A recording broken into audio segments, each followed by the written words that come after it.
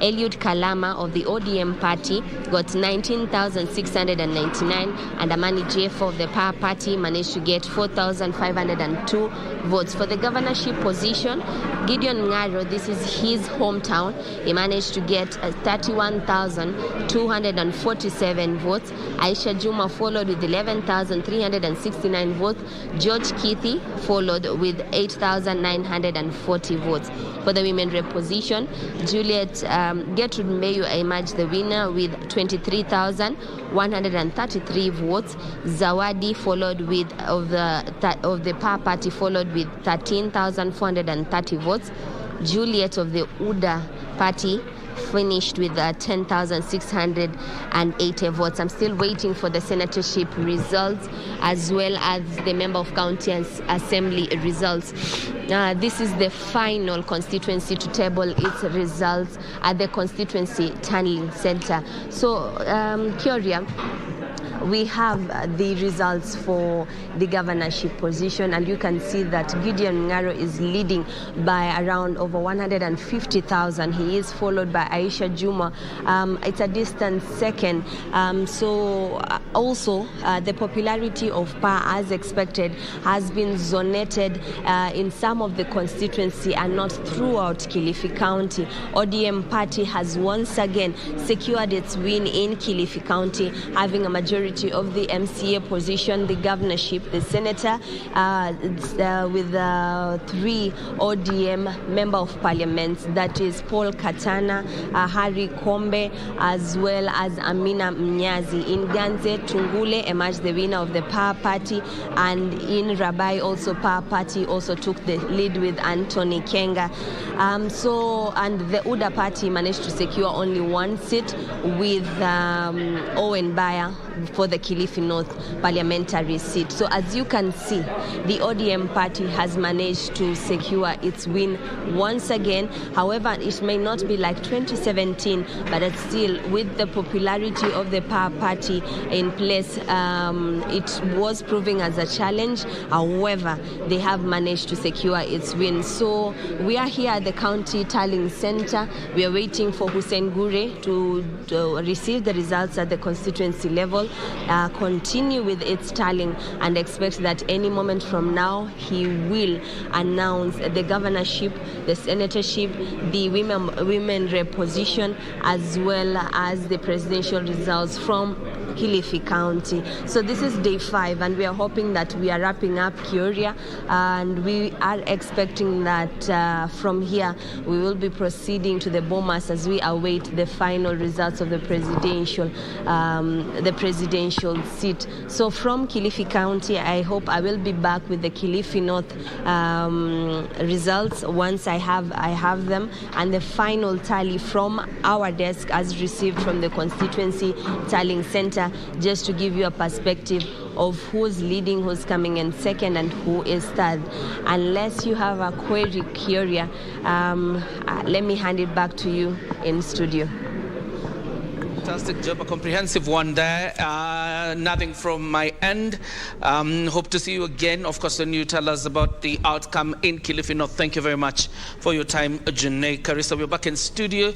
And before we head out to Bomas, and because again we have to release Bernard, let's talk about the legal framework that exists in terms of regulation of social media. Indeed, there exists laws, but we don't end up with convictions in most cases from the legal framework that we have.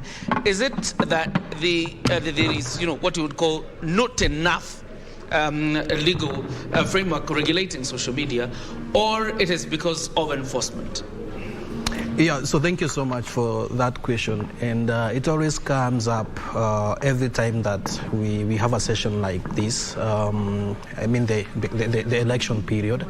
But there are 2 kinds of legal frameworks that have been set. One set by the social media platforms, and the other one set by specific countries.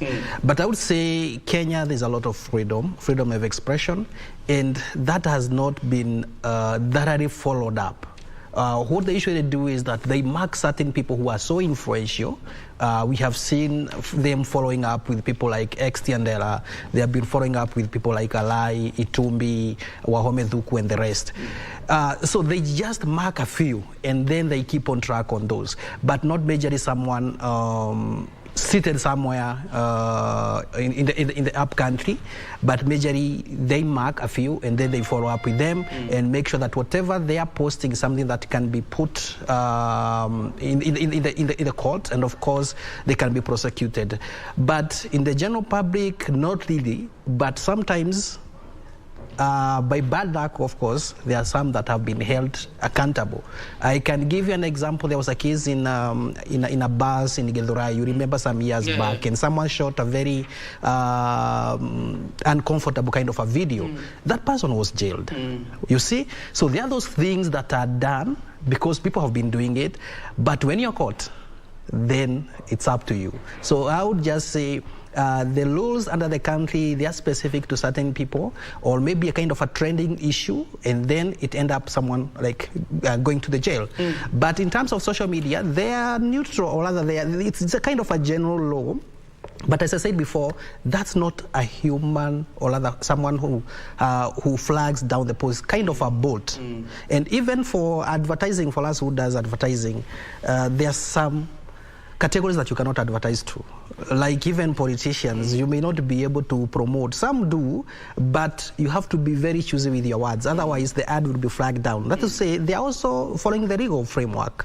I mean, the Facebook and Instagram and Twitter, they're also doing that. And even things to do with health, things to do with pharmaceutical products, cosmetics, they are quite hard to promote on social. And even health, if you have to as well. Thank you very much, Daktari. My pleasure. For your time as well. So I want to start with Daktari. What are your numbers telling you? The last time I checked, you were also doing your own tallying. Are you still tallying?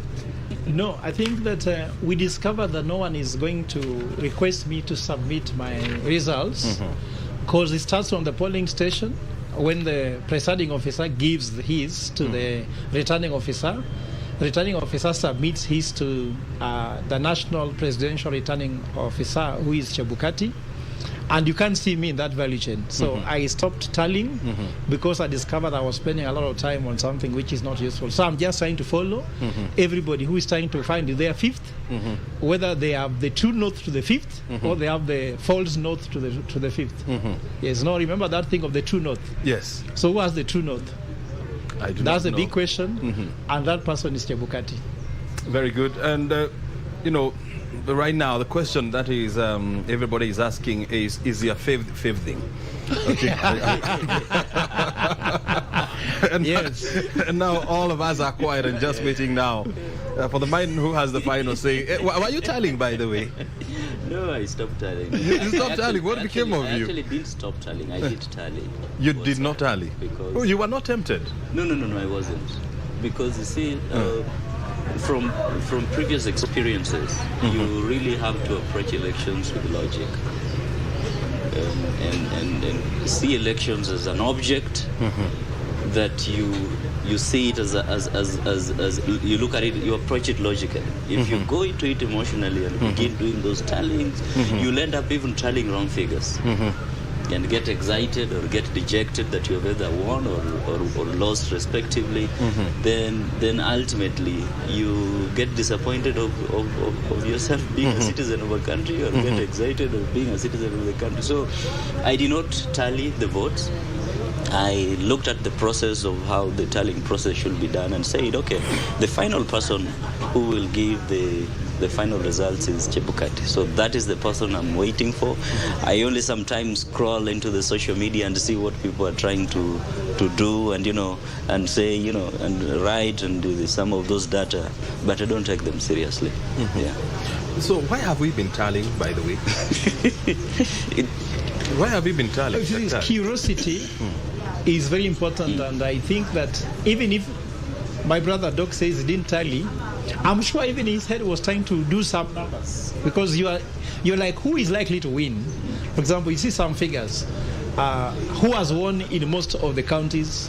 who has won most of the seats, who is likely to win, who has more the numbers. So it's curiosity. But the only thing also is that some of us have a position whereby you cannot avoid somebody asking you, how are things?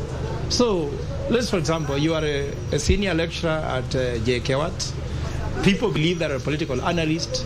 They believe you should be able to be in a position of knowledge, not the position of ignorance. So some of us are under pressure to know what's going on. Like someone asked you, has the election been rigged? So if you are in forensic, you should be saying yes or no.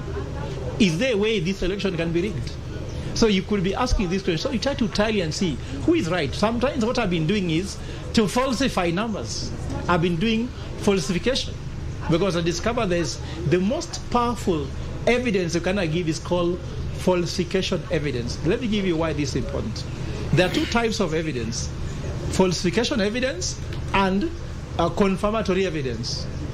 The sun has been rising from east, setting on the west, is it not, since we were born? Mm-hmm. Do you know that has been for millions of years? The day the sun will rise from west and go to the east, just one instance, no one will ever say again that the sun rises from the east and sets in the west. So what I would tell you to do is, when you see Kenya Kwanza tallying theirs, you see Azimio tallying theirs, don't waste time on you also tallying. Just look at what they're doing, falsify with some clear facts. Just find a way to raise a doubt in each of those numbers. Then you discover that no one has still got these figures right. Because I saw one whereby some coalition saying, for example, we have 7.4 million votes, and they give these guys the other side 6 point something million votes. When you add up with the fact that some votes are spoiled and the turnout of 14.3 million votes, you discover it just cannot add up. There's what we call the principle of non-contradiction. Something cannot be and not be in the same way, in the same place, at the same time. So I've been doing more of that, but of course, where is the source? For me, what's important is the source. Before we are told the source of data is Iebc portal. Then someone has made us now wonder, so if we're being told somebody claims it has been hacked, so then where is the source? So when you are tallying results, you don't believe they are not the real source because they have been hacked. Can you imagine how this is difficult? So that's why I stopped tallying. Because you are telling from which, if you have no evidence that they have been hacked or not been hacked. I believe that it has not been hacked because then Iebc should have reported that we have been hacked. So I'm waiting for Chebukai to say, have we been hacked? I'm sure this question will come in the media briefing. Is the portal secure? I'm sure they have a firewall to secure their portal. So I think Kenyans, unless it is confirmed otherwise, let us believe that the portal is secure. The IB system has not been hacked, isn't it? If it has been hacked, let us bring the evidence being hacked. So that's why it is difficult to tally, because now we don't know where are you getting your results from. And I think, I'm not an IT expert, and I do not hold any brief, for IEBC. But from the conversation that we've been having here with IEBC, with election observers, with IT experts, one thing is clearly coming out, that it's practically impossible, to breach IEBC systems as we are now, because of the measures that they have put in place. I do not know what kind of measures they have put in place, but one would want to imagine that it's an era where system hacks and system breaches have become the norm of the day. IEBC would go any extra mile and length to ensure that the systems are well secured. And so I think it's not up to us to say whether that has happened or not, but we have to wait from IEBC and IT experts to guide us on the same. But when you look at this whole system, Saoke, is it possible, for anybody to say that this whole process has not been transparent and fair? I think they have tried to be as transparent as possible. Of course, it's the desire of every politician to find any small loophole to have him or herself winning an election, including finding entry into any transmission system. And I think that is why it is very important at any given time, every second, to ensure that the firewalls are safe. And I'm sure that the Commission is privy to some of these things, and they have put in place maybe proper detection mechanism. Because you see, the issues of tax are, these are things that are so oblique to Kenyans. They are oblique to many ordinary Kenyans. And so, and the people who are privy to the technical capacity to undertake or to know what is happening are very few. So it then becomes very easy for people who have that technical skill of cybercrime to find themselves through and subvert the will of the people. But then I think all these things sometimes they all boil down, and we have always said this over and over and over again, that the questions about the higher moral ethics will be something that will be very significant. It might be very ideal now, but for future generations, there is something that we must really find how to entrench within our electoral systems, because some of the challenges that we face today are because of the deficit of that high morality, as to whether, if you are given a responsibility to do something, you'll do it as per what is required. So that is one of the biggest challenges we have now. And because we have that challenge now, it means that the Commission must be in a position to ensure that they have created proper protection mechanism so that people do not enter into the system. Yeah.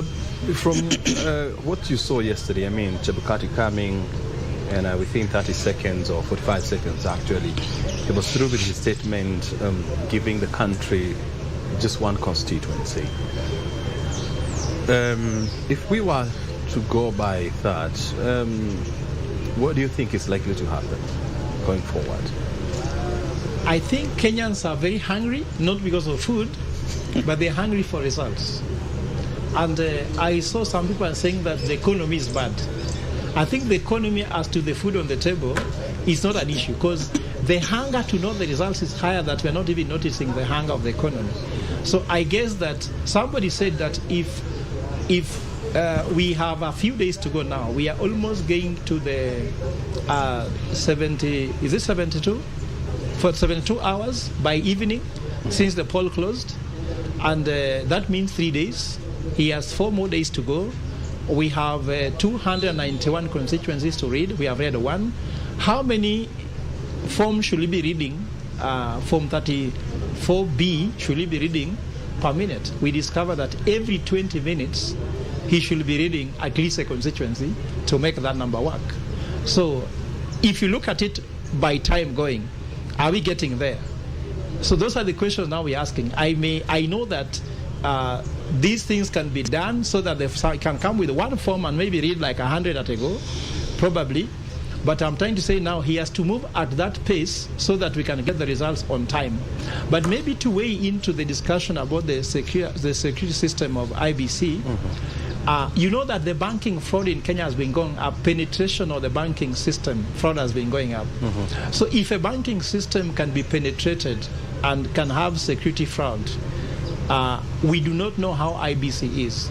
I'm only banking on the fact that Iebc was given 44.6 billion shillings, and they should have bought technology, the best that money can buy, to protect. Because Iebc's most important thing is not money. In the bank, you try to hack it to make money. But here, imagine you're hacking for data, just for information. Can you imagine? Now, the tallying process, the numbers in the servers are so important that somebody can hack. Can you imagine when information can become so valuable? So I guess that before they went live with the system, they should have done what's called penetration tests. And with penetration tests, you can see what are the loopholes in this system that can stop someone from penetrating it. But at the same time, we could be secure this way. Remember, after uploading the Form 34As into the portal, the physical 34 A's are still coming to IEBC, and you saw them using a phone, scanning through the codes just to check whether those ones were actually original IEBC form, and that's kind of a complementary system to confirm it could at least help us to see that even if someone goes to hack the portal now, we still have the physical 34 A's coming to IBC, and that can cure this deficiency. Yesterday we had a conversation with IEBC Commissioner in charge of ICT. This is Justus Nyang'aya, and he said that the Commission has now hired a fixed wing and plane and helicopter that will be used yesterday and today to bring returning officers from far-flung areas of this country, like the northern parts of this country, Lamu, and so much. And so the expectation is that today we are supposed to start seeing hundreds of returning officers, coming from far-flung areas, delivering those physical forms. If that was to happen, then they're estimating that by tomorrow we should have concluded this process of, tallying those Form 34Bs. And who knows, then we're likely to have the major announcements tomorrow or the day thereafter. But the question is now slowly turning into then, how do you start managing the expectations of people? Because the public is every minute, every second. I mean, the expectation is growing. And how do you then manage that expectation to ensure that, people remain sane? The first, I think that what that commissioner said, they should have even done it for even more other counties. I mean, more other constituencies or electoral areas, because it would have helped reduce the time, one, and also two, they would have also helped in increase the security of some of these voting materials. So I think this is something that they should consider even in future, to deploy as many of those choppers in different parts of the constituencies. On the issue about managing public expectation, this is something that I think the Commission will really need to think about in future, even beyond this election. The issues around communication, you cannot manage people's expectations without proper communication. Communication and people management or public management are very coherent. And when you look at, for example, the report that was given by one of the observer missions by Jakaya Kikwete, one of the things that they actually emphasized was the issue of communication. In fact, they actually gave a recommendation that for future elections, maybe the Commission should actually even partner with the state broadcaster to ensure that, they are able to give timely communication. You see, right now, one of the reasons why you find everybody, there is a lot of anxiety, is because of decentralized and confusing communication that is coming from different sources, providing non-authentic data, some of which are even trying to override the authentic data that is coming from the Commission, because they lagged behind on their communication strategy. So I think this is one of the things that they really have to think through very carefully if they really have to manage the expectations of people in future. But as is now, sometimes the best way to manage people's expectations is just to give what is right. Right? Yeah. Just give what is right.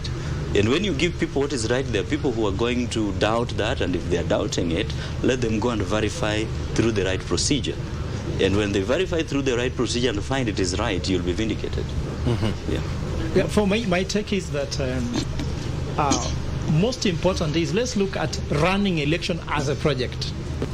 And then there are three things that you have to use to measure the performance of IEBC. One, on budget.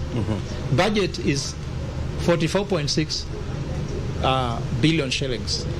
By the end of this, will they have spent that money and delivered a credible election? The second thing, quality. What's the quality of the results they are going to give out, which is supposed to be tested with 3 words according to Supreme Court: verifiable, transparent, and credible. Then the last one is time. We need to be executed within the timelines set out to do this. And of course, the Constitution gives them 7 days. But look at this. When some people have tallied theirs now, you see, for example, media houses are around 6.5 million for each of the candidates, either side. Remember now, it is very easy for the media houses to declare a result and say, according to us, so-and-so is the president. Mm-hmm. So we shall have a media president, but also we can have an Iebc president. Mm-hmm. But of course, the media cannot give a certificate of election, isn't it? Only Iebc. But look here, there are 2 types of biases we have to consider here. Like a child, I have a son called Matty, he's a young boy. What he hears first, he takes it to be very important than what he hears second. And if media says these are the numbers, if Iebc come with different numbers, even if they're the legitimate, people may tend to oscillate towards these people even got theirs earlier. You came later, why are you cooking them? Remember, the ones of cooking normally means you are taking longer time to give us what we should actually know earlier. Look here. How should the media be ahead of Iebc? And Iebc has staff and they are funded to do it. You see, these are the questions now Kenyans are now trying to raise. So for me, the earlier Iebc comes, declare the results, the better. Because as time goes by, people are cooking, people are sending. Akasema kwamba shilingi denomination za 200 ni kama hazipatikani kwenye benki, zimepungua. Na akasema zaidi ya kwamba kuna wakati ambapo alisema kwamba viongozi wengi tutakaowachagua watakuwa viongozi ambao watakosa maadili kwa sababu ya biashara ambazo wamejihusisha nazo sasa hivi wakati huo. Jambo ambalo linazua mjadala kuhusu maadili yetu, kiwango cha maadili yetu kimefikia wapi. Angalia tunavyokwenda. Tunampiga kuna viongozi ambao tumewachagua na tunajua kuhusu tabia zao. Kwa njia moja au nyingine wameweza kujeruhi wengine kwa risasi ama kuua wengine. Kwa njia nyingine mtu amefurushwa kwenye kutoka katika uamuzi wadhifa fulani na zaidi ya kwamba ametolewa pia katika mashirika ya umma. Ametolewa pale kutokana na kukosa uadilifu. Pesa zimepotea, vitu vimepungua. Kuna mashirika ya umma ambayo yameanguka tayari, yameharibika zaidi. Tukisonga mbele, kuna mtu ambaye amenyakua mashamba vijijini, amenyakua mashamba katika eneo bunge, amenyakua mashamba jijini na pamoja na mijini. The pictures from the inside the National Tallying Center where officials are going through the verification and the certification process of the forms presented. So far, we only have certified or verified reports or results from Webuye East constituency. It happened yesterday.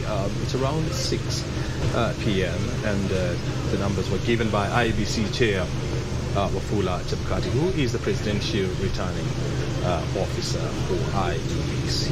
Well, we are still in the company of Dr. Fred. Dr. Fred, remind me your name. How did you escape? Yes, Fred Ogola and Churchill Saoke. Going through some analysis here on what exactly is happening. But there is one question that people are not giving a lot of thoughts, because somehow the economy is now operating at half the capacity, if not lower. And we are at a time when the country, our economy has really suffered. There was COVID-19, there was locust invasion, then there was drought, then the Ukraine-Russian war that has created a global energy crisis, and now here we are.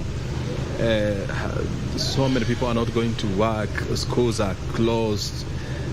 What is happening to our economy? I think that at the moment, of course, we won't say we are doing very well.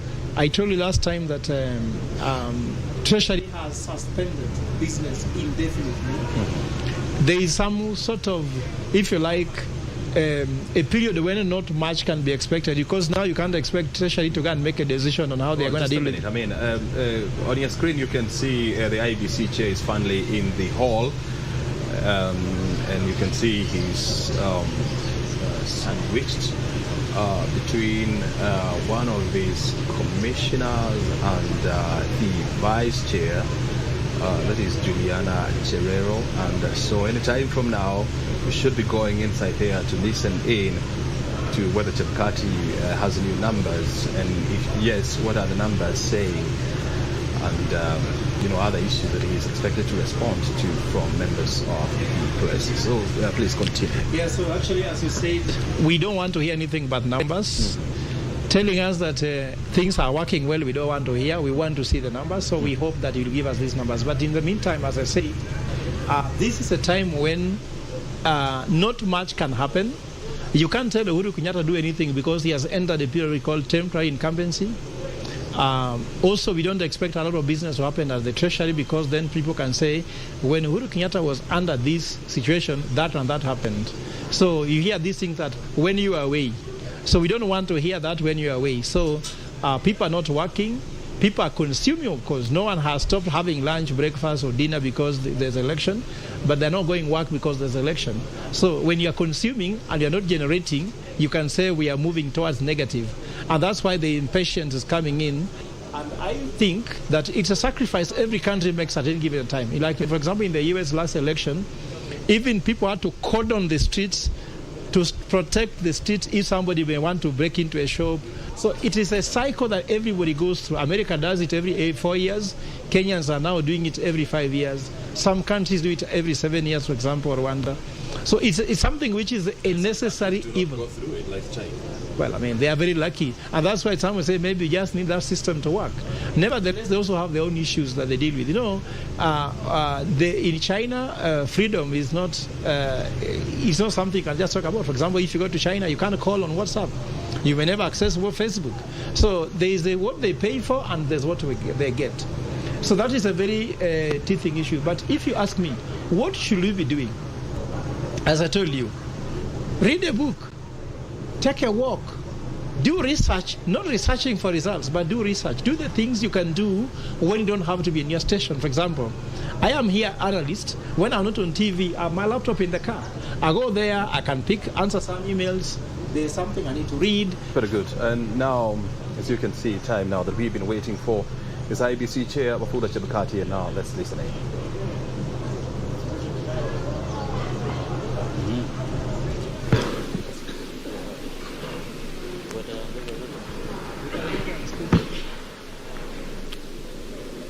Yeah, let me thank you all for the exercise we are undertaking. I would like to say two things. One, want to thank the teams working down there. We have observed that we are not moving as fast as we should. This exercise needs to be concluded as soon as possible. And I just want to remind us of the formation and the role of agents on each of these desks. The Elections Act 2011 provides for appointment of agents by political party or candidates. Regulation 851E of the general election regulations allows political party agents to be present at the tallying center, which as a commission we have allowed you.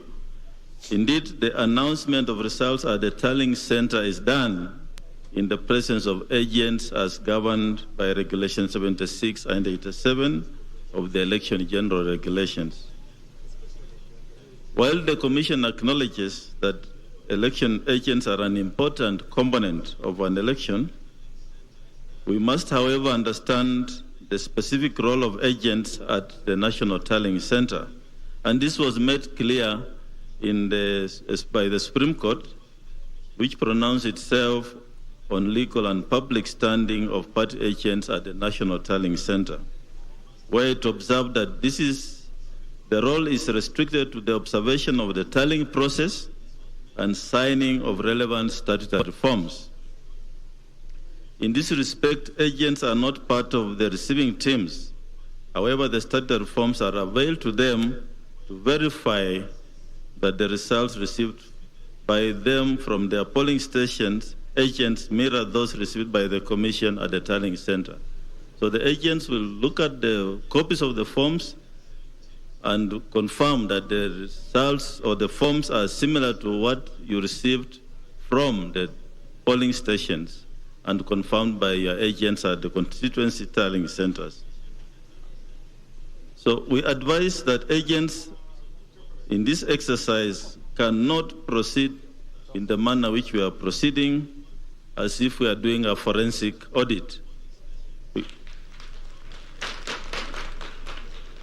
So I just want to define clearly the role of agents. Please observe the process and document the tallying process. Make notes, document what is going on. Compare Form 34 issued, and you are being given copies to the party agents and those received by the presidential returning officer at the tallying center, and bring to the attention of election officials any errors, irregularities noted in the comparison of the forms, and make notes of those errors and sign declaration forms at the end of the tallying. So, but please don't interrogate the returning officers and slow down the process. Thank you.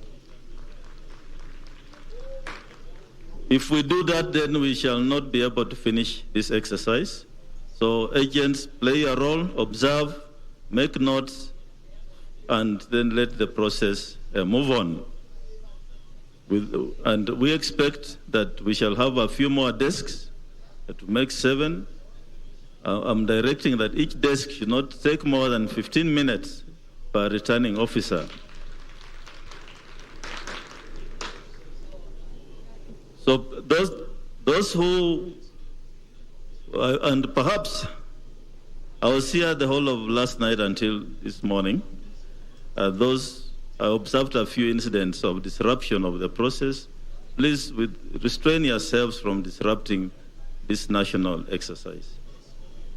If there are any incidents of disruption, we shall remove you from this tallying center.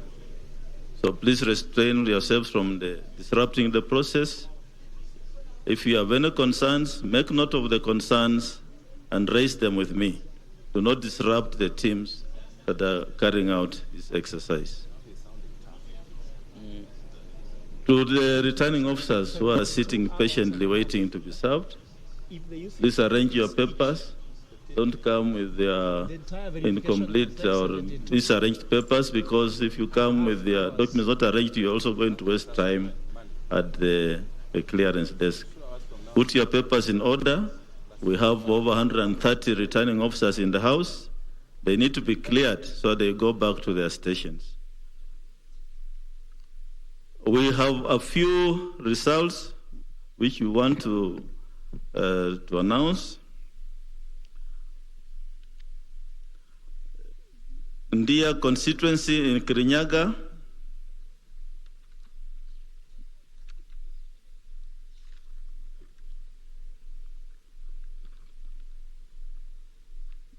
the total registered voters 69,743. Total valid votes cast 48,548. Rejected ballots 346.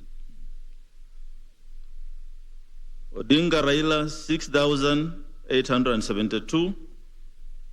Ruto William Samoei 41,293. Wahika David Maure 151. Washakoya George Vichiri 232.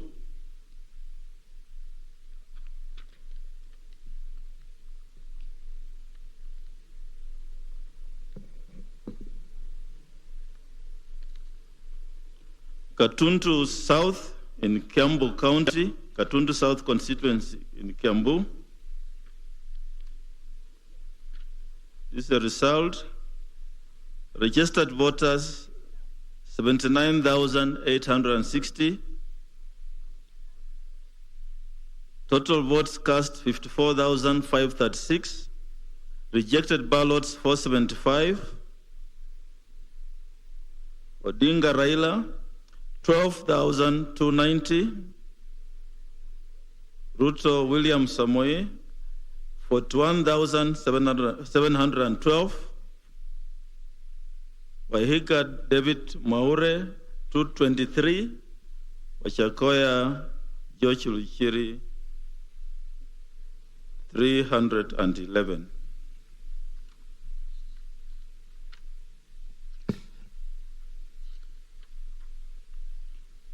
This is the result for Yatta constituency in Machakos.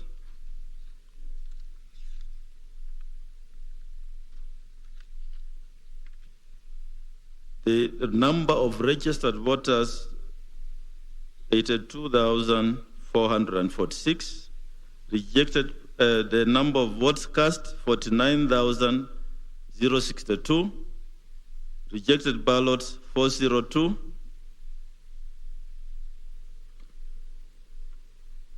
Raila Odinga, 38,225.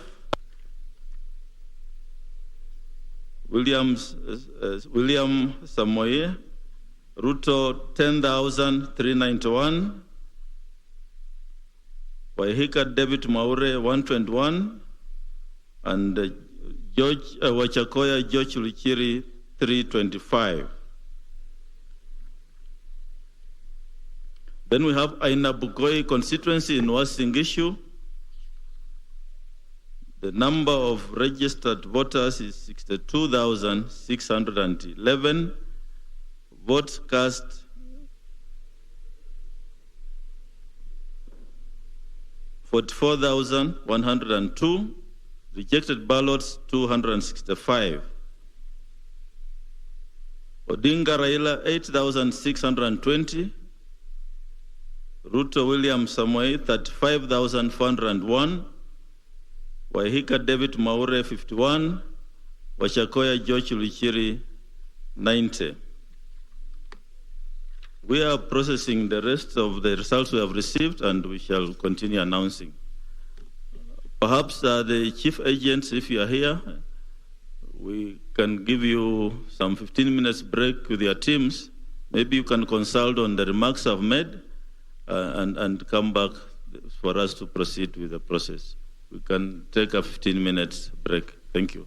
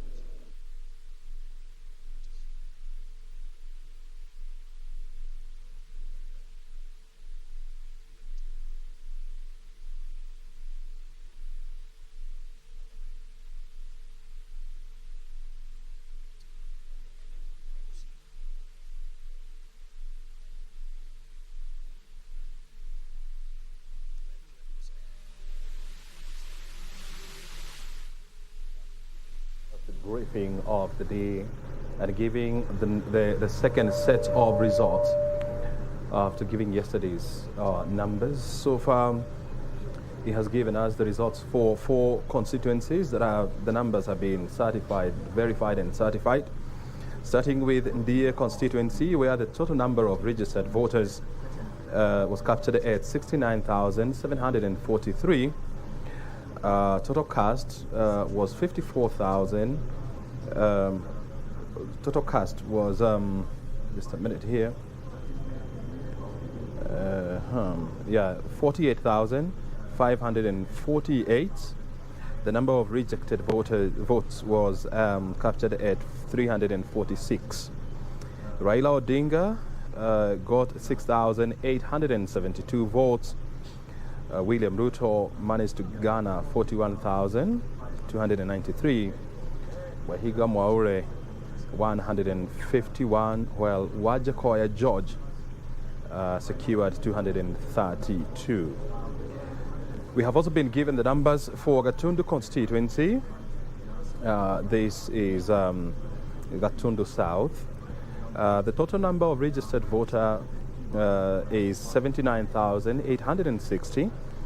Total votes cast were 54,536. Rejected votes were 475. Raila Odinga managed to get 12,290 votes. Ruto William managed to get 41,712. And now to Kirinyaga constituency, not Kirinyaga but Yatta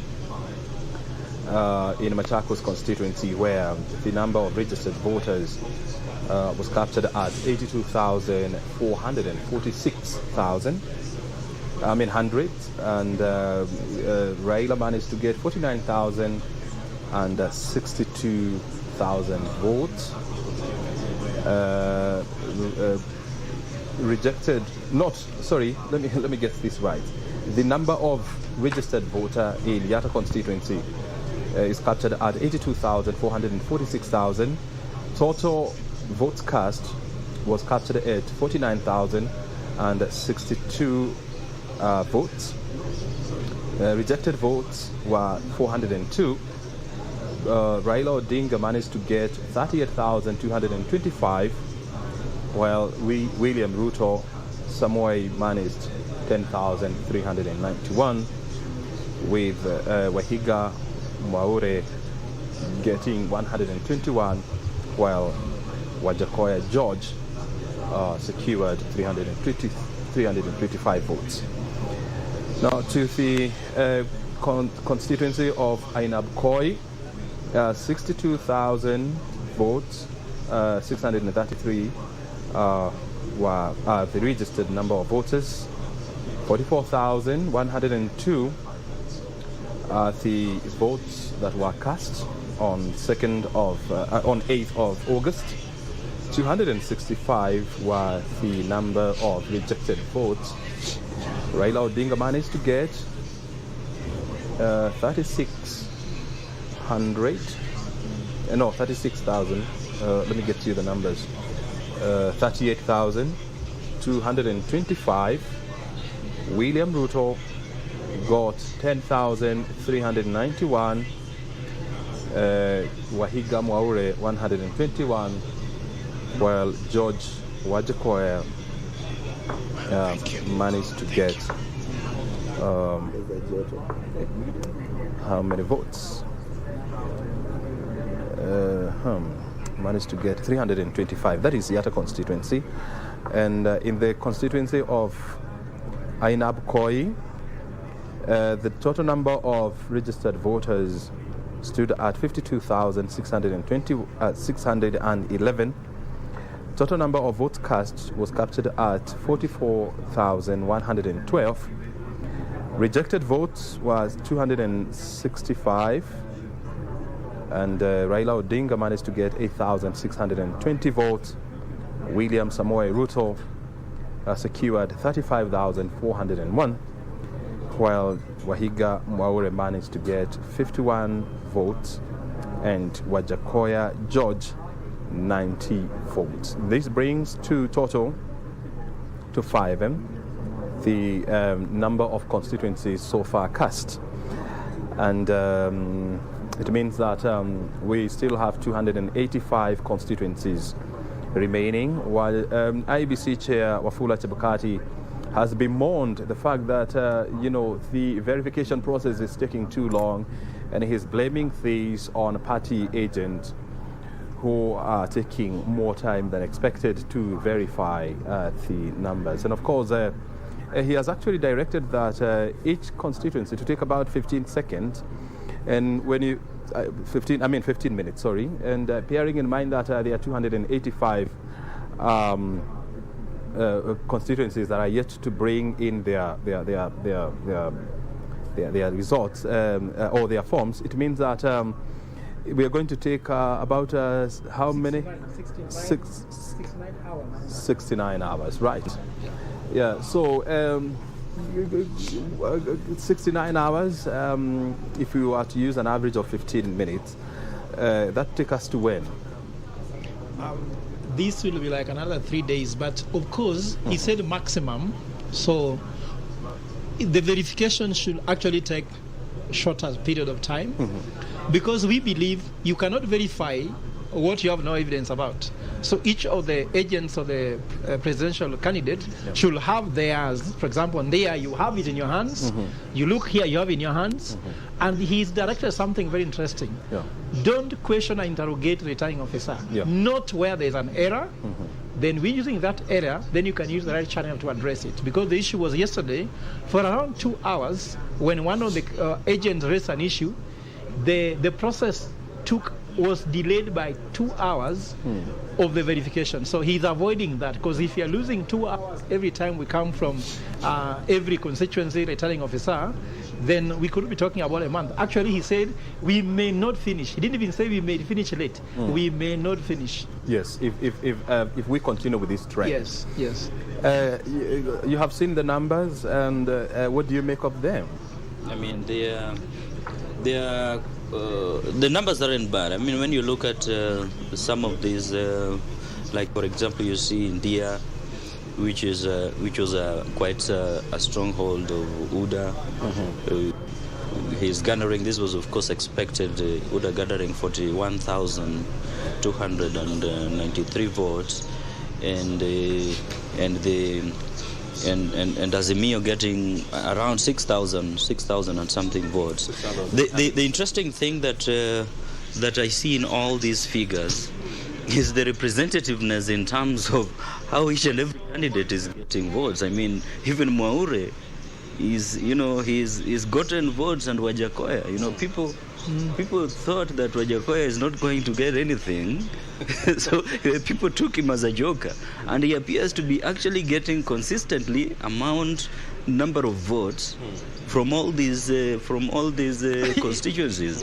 The other thing, sorry, Doc, before you say something, is the number of rejected voters that are coming out. Yeah, that is actually it's quite also alarming. Suppose, like for example, if you are tying up Koi, the number of rejected votes were actually much higher than the number of votes that Wajakoya and Mwaure managed to garner. But those are the dynamics that we are watching here. Of course, here at the National Tallying Center. We will be bringing you more numbers, in the course of the day. That was ABC Wafula Chebukati, ABC Chair Wafula Chebukati's first briefing of the day. Many more are expected. 4 polling stations, 4 constituencies have already given in their numbers. More will come in the course of the day. Now we want to take you back to Broadcasting House. We're taking a breather here, but we'll be back with more numbers and analysis later on. Back to you in Broadcasting House, John Jacob Curia.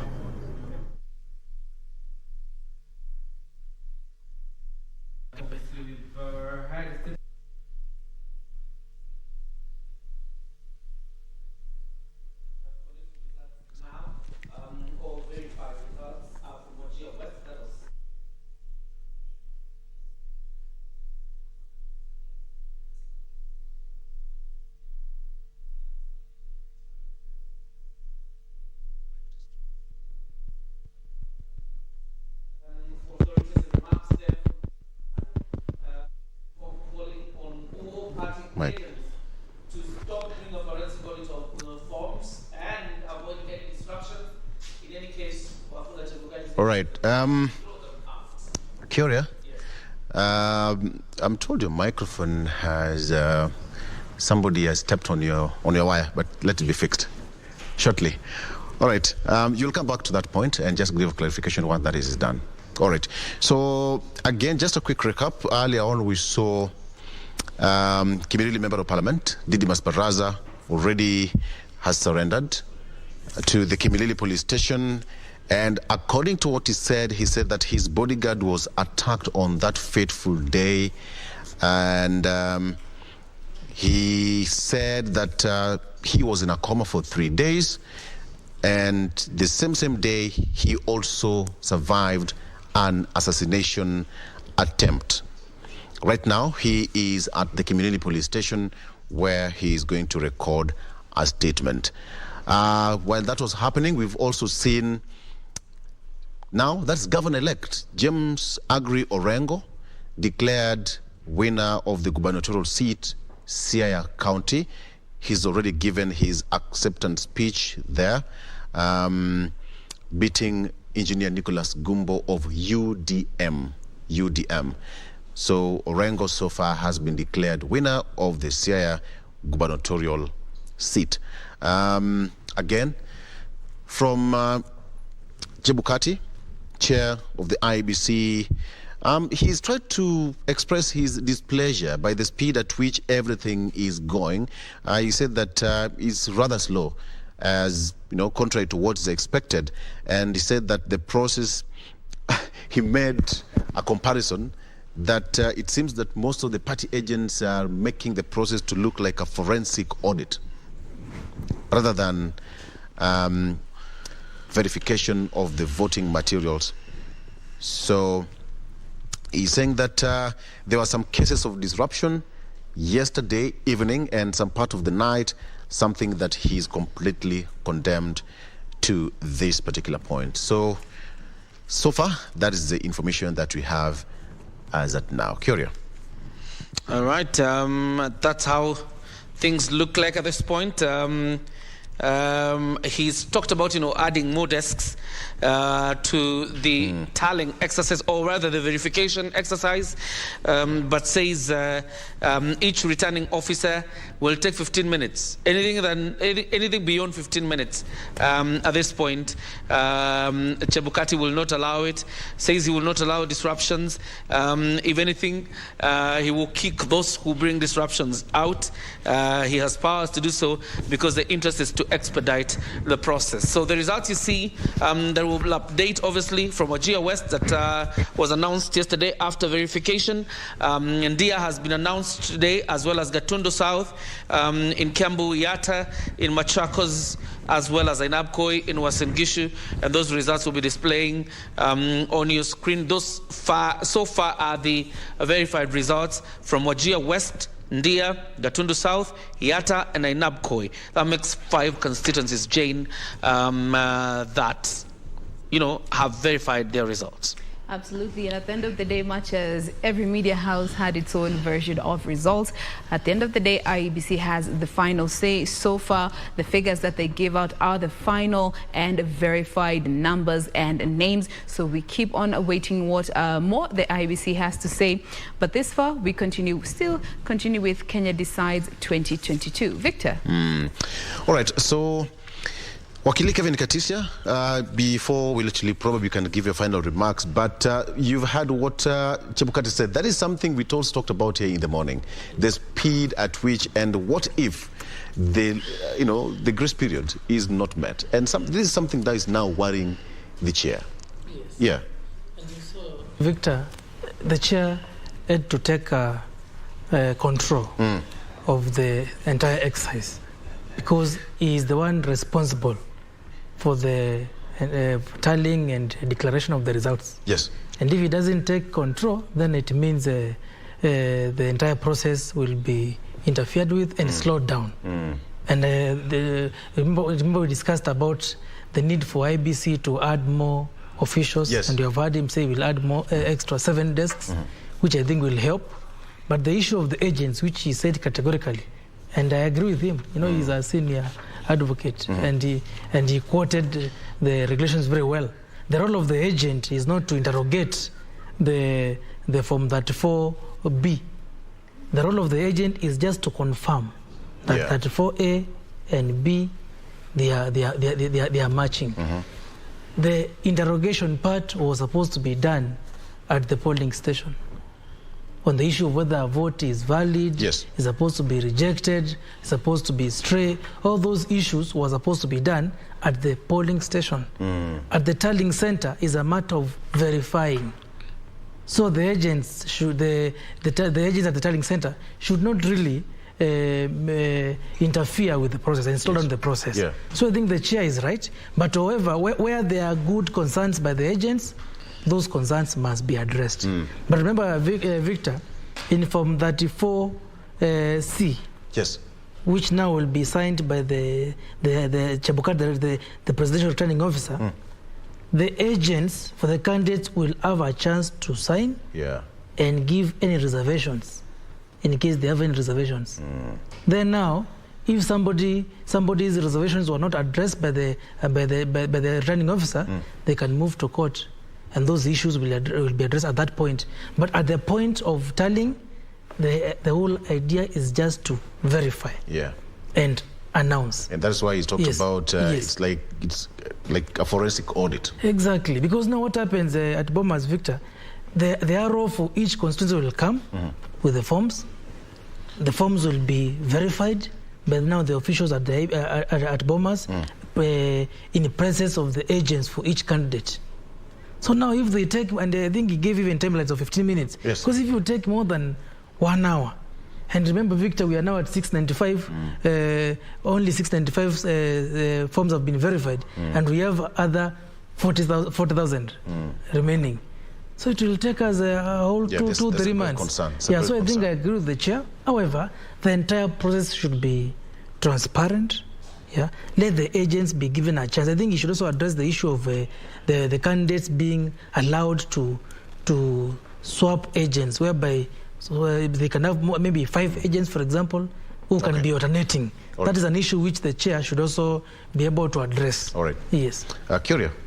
Yes. Absolutely. That's how things are looking. For example, probably we could take up Bomas of Kenya. Let's go back to our table.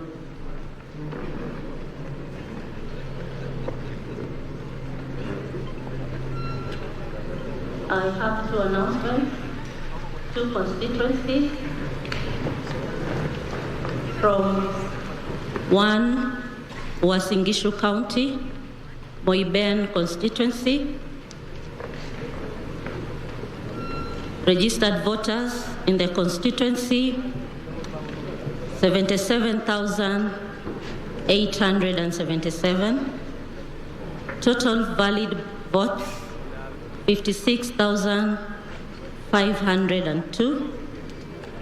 Rejected ballots, 345. Odinga Raila, 6,772. Ruto William, 49,625. Wahiga David Maure, 54. Wajakoya George, 51. Nandi County, Nandi Hills constituency. Registered voters in the constituency, 47,910. Total valid votes, 41,864. Rejected ballots, 229. Odinga Raila, 3,471. Ruto William, 38,308. Waiga David More, 40. Wajakoya George, 45. Thank you.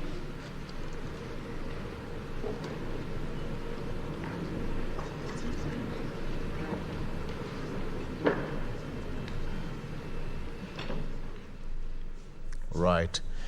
That is the latest from the Bomas of Kenya, that is Cherera there, giving a quick update. And that is how it's supposed to be.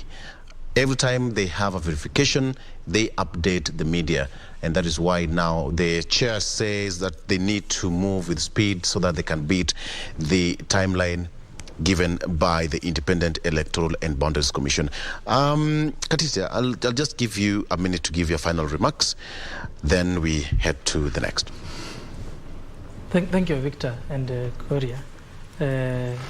As I said earlier, this is a good experience for so many Kenyans, because as we are seeing, there is a lot of transparency by the Iebc. Everything is on the table, right from the polling station. I'm shifting at the constituency tallying center, and now at the presidential tallying center. Iebc has tried a lot to enhance on the efficiency at which they are doing their job. Now, as you have seen in the other positions, MCA, MP, Senator, there are not many issues. Actually, Kenyans are focused on the presidential tally. That's where the focus is. And actually, Kenyans are already getting anxious. Yeah. So it is upon the Iebc, as they have always said, that they assured Kenyans that they will give them credible elections. So it is upon them to ensure that there are credible elections. The other thing, Victor, which I think I can quickly mention, the way elections were cancelled in some areas, and of course Iebc gave their reasons. There are candidates, believe you me, who believe that slightly affected the outcome. Yeah, because, for example, if in Mombasa, somebody wanted just to go there to vote for the governor, at the same time, of course, they will vote for the other seats. It means that the cancellation of that election has affected the general outcome. Yes, the general outcome. Right. In Kakamega, the same in every area where elections were postponed. And actually, it was mostly errors by the Iebc officials.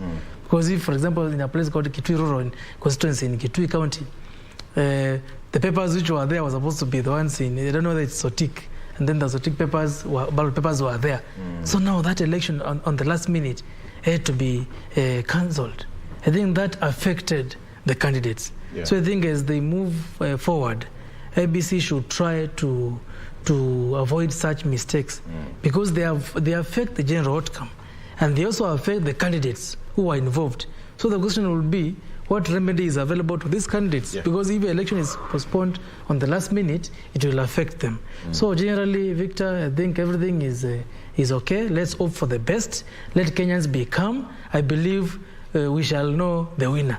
Absolutely. At the end of the day. Thank you very much. Thank you so much, Kevin Katisia, advocate of the High Court, and Kalonzo Musyoka Secretariat, as well as our political analyst. Thank you so much for your valid comments and interruption. All right. That is live from Harambee House. We see the presidential podium already, lintel. Harambee House. It should be the Ministry of Interior. Exactly. At the Harambee House. This must be a security briefing, probably, from Interior Cabinet Secretary Dr. Fred Matiang'i, or the Cabinet Subcommittee, because he chairs, you remember he chairs the Coordination Committee of the Cabinet. So therefore that looks like we'll receive. And we are on standby also. The Pangani officers of the Jubilee Party, where the Secretary General of the party, Jeremiah Kioni, is going to address the members of the press today. He said at 12 p.m., it's 19 minutes past 12. We are still on standby for that. So the live pictures on your screen are Bomas of Kenya and Harambee House, where we expect a briefing, and most probably from Interior Cabinet Secretary Dr. Fred Matiang'i, Victor. All right. So a lot is probably going to happen today. Waiting to see what will be the brief from the Harambee House. What are the concerns, or what is something good for the country? Either way, we can only wait and see how it will go. At this particular point, I think we have to release Kevin Katisia to head to the next assignment. All right. All right. And all the best, Wakili Katisia. Thank you for being with us this morning, throughout this morning. Of course, talking about the complexities of this election and obviously what you would say are the complexities of a process. Maybe your last word as you head out. Thank you, Kiori. Actually, I'm very glad to have you host me this morning and this afternoon. One thing I can say, this process is not as complex as many Kenyans think. Actually, it's a very simple exercise, but it's technical and procedural. Yeah. So the IEBC officials, of course, in the presence of the agents, must follow the procedure and all the technicalities involved. And by the end of the day, Victor, and of course, since we haven't had any complaint by any candidate, and we have heard the comments of the international observers, so far so good.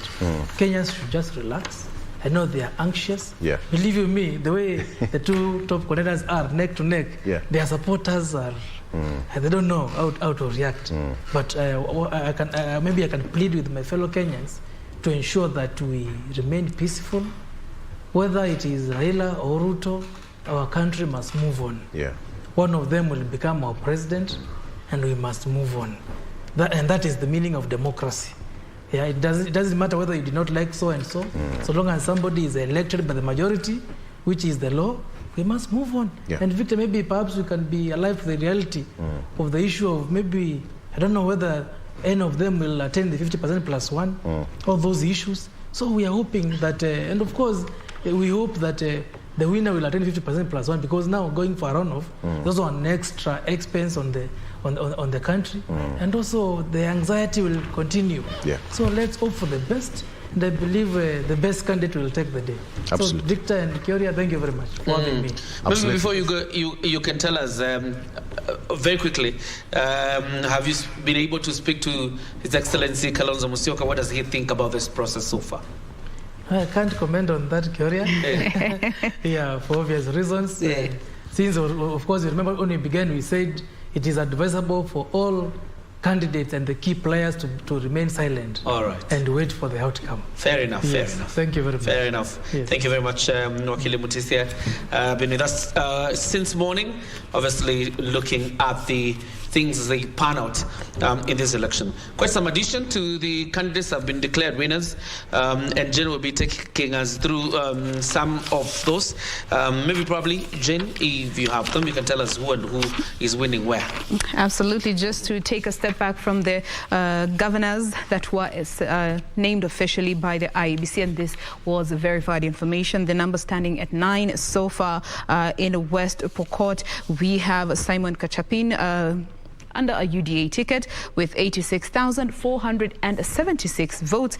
In Busia, Paul Otuoma, ODM, he garnered 164,478 votes. George Natembea did emerge the governor-elect in Trans Nzoia County. In Bungoma County, we have Kenneth Lusaka under a Ford Kenya ticket, having garnered 244,298 votes. In Homa Bay County, Gladys Wanga is the governor-elect with 244,559 votes. In Nandi, we have Stephen Sang under a UDA ticket, having garnered 237,045 votes. And in Migori County, Ochilo Ayako, ODM ticket with 175,226 votes. In Uasin County, Jonathan Chelilim, he garnered 214,036 votes. And of course, in Kisumu County, Anyang' Nyong'o with 319,951 votes.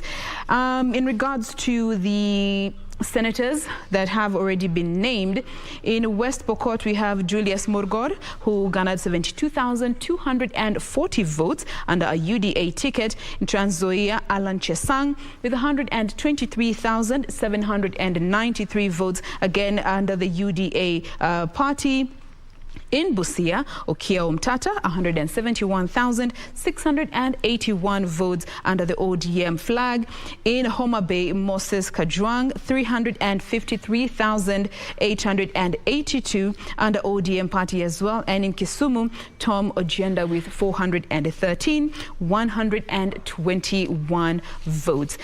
We still await more information as and when the IEBC puts it out and verifies that those are the final results. And earlier on, Kira was having a conversation around social media and how misleading it can be due to misinformation and disinformation. And you, as a viewer, need to make the distinction. You know, misinformation is somebody telling you something that even them, they're not sure if it's true or not. And disinformation is when somebody is telling you deliberately false information and they know it is false, but they continue to tell you. So understand the difference between these two particular words and understand how the social media can be a double-edged sword in this particular situation. So if you are looking for verified information, grab your phone or any gadget that you may have that can access the internet, go onto the IEBC's website. And as far as we can actually see, just looking at the website right now, when it comes to the submission of the Form 34As, only 5 counties remain. 5 counties remain. We've just gotten an update in regards to Nandi, but looking at Tana River is one of the counties that remain. 2 more Form 34As to be submitted. Narok, they also have 2 more to go. Mandera has 1 more to go. Kakamega has 3 more to go. And Garissa has 3 more to go. And all that information you can easily access from the IEBC's website and get the correct information so as to not also mislead others who might be listening to your word. And in this election, both are happening. Disinformation and misinformation, yes. Both are happening, so you need to be on the lookout and be very careful in terms of what you consume. But in KBC, there's nothing nerve-wracking. We're giving you facts as they are. Verified information. You can rely on us. What we're posting for you is verified information. Of course, you've mentioned that Governor Anyang' Nyong'o has already been announced the governor for Kisumu County. The latest was James Orengo, who has also won in Siaya County. Jonathan B. Chelilim, otherwise known as Kotimoja, has won in Western Gishi County, and so has Hilary Barchok in Bomet County. And of course, we take this opportunity also to wish quick recovery to the former governor for Bomet County, that is Isaac Ruto, who we understand has not been well for the last 3 days. And we wish him all the best in terms of recovery. Victor, it looks like it's an election that is really slow in terms of confirming results, but finally we could have probably one of a record credible election, not 100% credible really, but a record credible election compared to the other elections we've had in the country. Yeah, based on the security features and what we've even heard from our analysts here, and Wakili Katisia, who said that from 2017, the kind of beating, quote unquote, that IEBC received back then, they could not afford actually to make the same mistake they did last election. And that is why IEBC Wafula Chebukati he's completely in control of this election. He really got a bit, he's slow to show his emotions, but from the tone on his voice, you could easily get that feeling of being disappointed, in the manner of which some of the party agents are taking the process, the verification, because they need to move from point A to point B quite seamlessly. Yes. But it's taking quite long, and it has that ripple effect. The entire nation, or even people across our borders, are now waiting to get to know what is the shape of the flow of the numbers. How is it taking? Is it 50% plus 1? When are we going to have the final tally? Who is the winner? And so according to the IEBC chair, this must be done, and people need to move to the next stage of life as early as possible. Remember, schools reopen next week on Monday, so there is that government plan and timetable on how things should happen. Even thinking about anxiety, for example, in terms of the declaration of results and what Chebukati says we need to expedite the process. If I were Chebukati, which I am not. And obviously, seeing how media managed to tally this vote, I'm not very sure that I'm in a position to advise Chebukati. But if I were to advise Chebukati, for example, I would rather we take some time with looking at the forms and ensuring that everything is correct, than these parties discover anomalies and then go to the Supreme Court and we get a nullification out of it. All right? So we would rather have, take the time. Yeah, absolutely. Let's go to Bomas of Kenya. The Iebc Vice Chairperson, Cherera, is speaking. Constituency.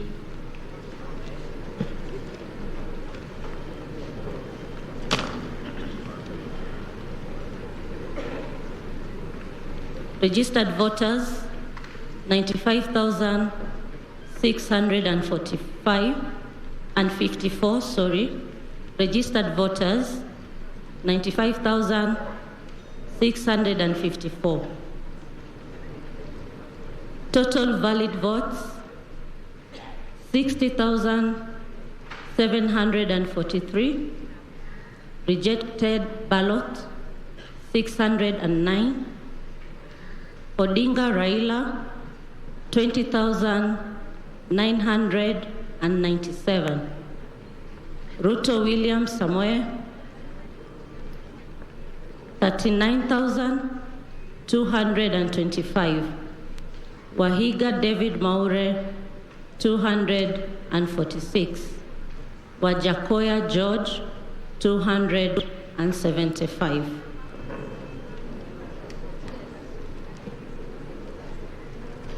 Makueni County, Kaiti constituency,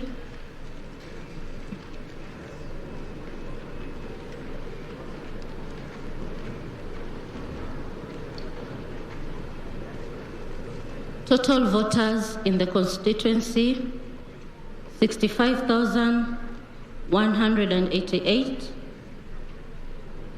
Total valid votes, 41,643. Rejected ballots, 228. Odinga Raila, 33,617. Ruto William, 7,659. Wahiga David Maure, 95. Wajakoya George, 272. Thank you.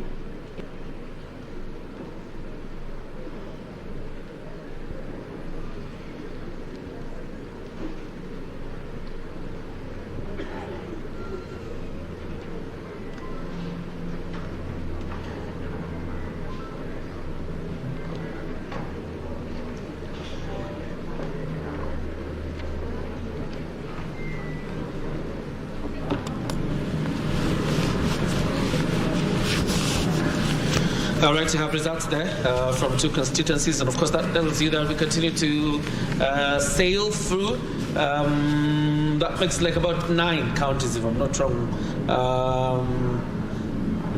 Yes, it's about 9 constituencies. We have 290 constituencies with 9. That means that we have about 281 to go. And remember, at some point also we shall count the diaspora vote. When you talk about counties in Kenya, there are 47 counties. The diaspora is regarded as a 48th county. And every country that voted, including the US, the UK, Uganda, Tanzania, Qatar, those countries are regarded as constituencies within the 48th county, that is the diaspora. And we shall also be looking at those results. Victor? And now you can even see the pace at which the results has now taken, and I think this is what Chebukati talked about. Probably it shows that there was just some laxity. And after that press conference, now we can see the pace has completely gone up. So within a span of 15 minutes, we've seen 2 announcements already. And I think moving forward, the party agents have realized where the problem was, and chances are it has now been fixed. So I doubt that is the case. I doubt that's the case. Could it be before they took the 15 minutes break? Remember, they have been given a 15 minutes break. Yeah. Before they took the 15 minutes break, I think they had dispensed or were almost completing these new results we are receiving right now. That tells you we shall have a lull of another 1 hour or so. But where is this? Okay, let's go to Trans Nzoia, where Natembeya is speaking.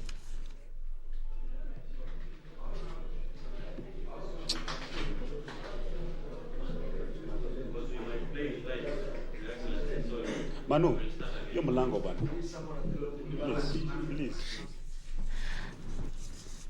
Governor-elect George Natembeya and the former Rift Valley Regional Commissioner, and clearly he's going to be a man in charge.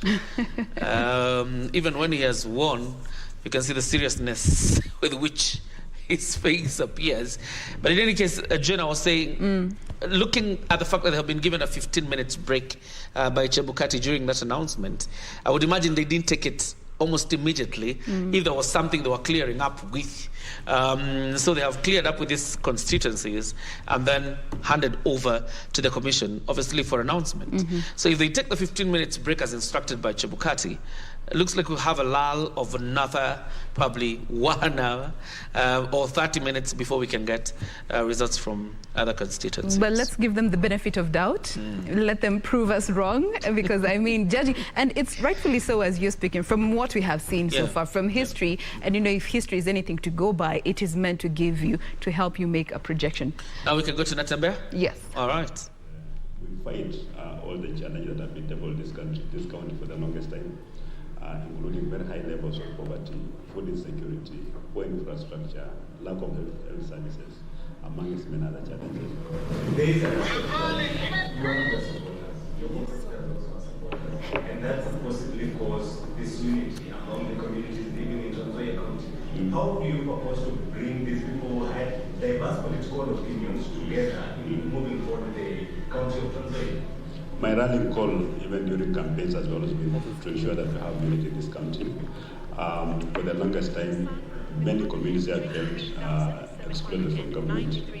Of course, I appreciate the fact that my competitors and supporters, at the end of this exercise, those supporters don't have another governor. I'm going to be their governor.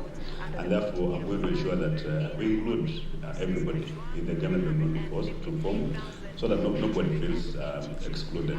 Actually, I have that other task of ensuring that we enhance unity in this county. There's a lot of undercurrent issues that we need to address, so that we harness the potential that lies within the communities. So I'll assure everybody that for me, it's not looking back. Those who voted for me, very fast. Those who didn't vote for me, they're all my people, and I'm going to do them as such. Kuna presenter wa Tanzania alikuwa na mouth Twitter. Health number one. You know, the health sector has basically collapsed here. Number two, of course, we want to revitalize agriculture. Trans Nzoia being known as a bread basket of Kenya. But we still have so many households that don't have food. We're going to look at even at value addition and also ensuring that farm inputs are subsidized. Then, of course, one of the key roles of the county government is about ECD.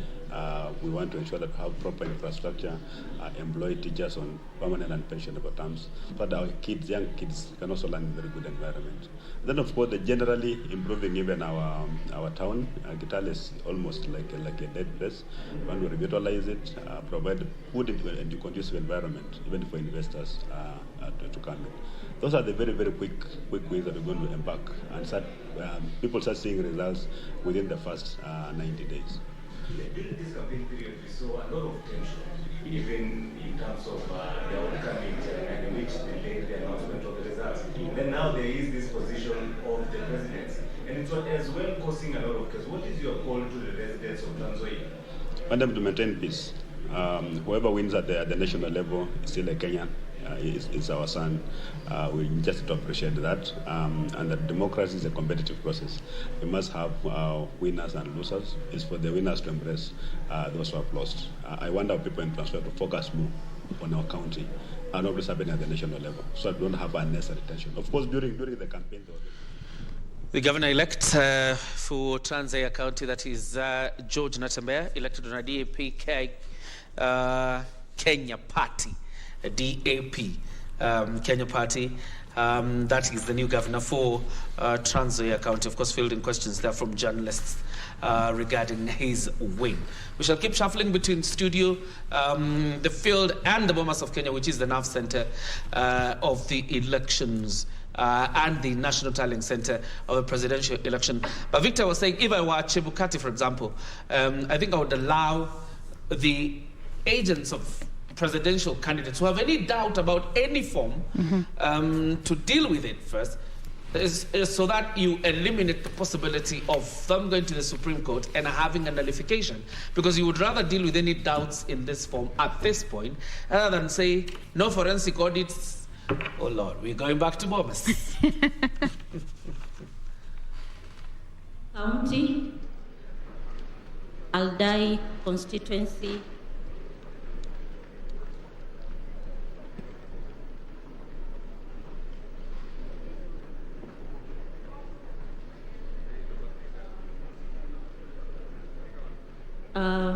total voters in the constituency, 78,005. Total valid votes, 58,506. Rejected ballots, 279. Odinga Raila, 6,919. Ruto William Samoe, 51,402. Waiga David Maure, 60. Wajakoya George, 125.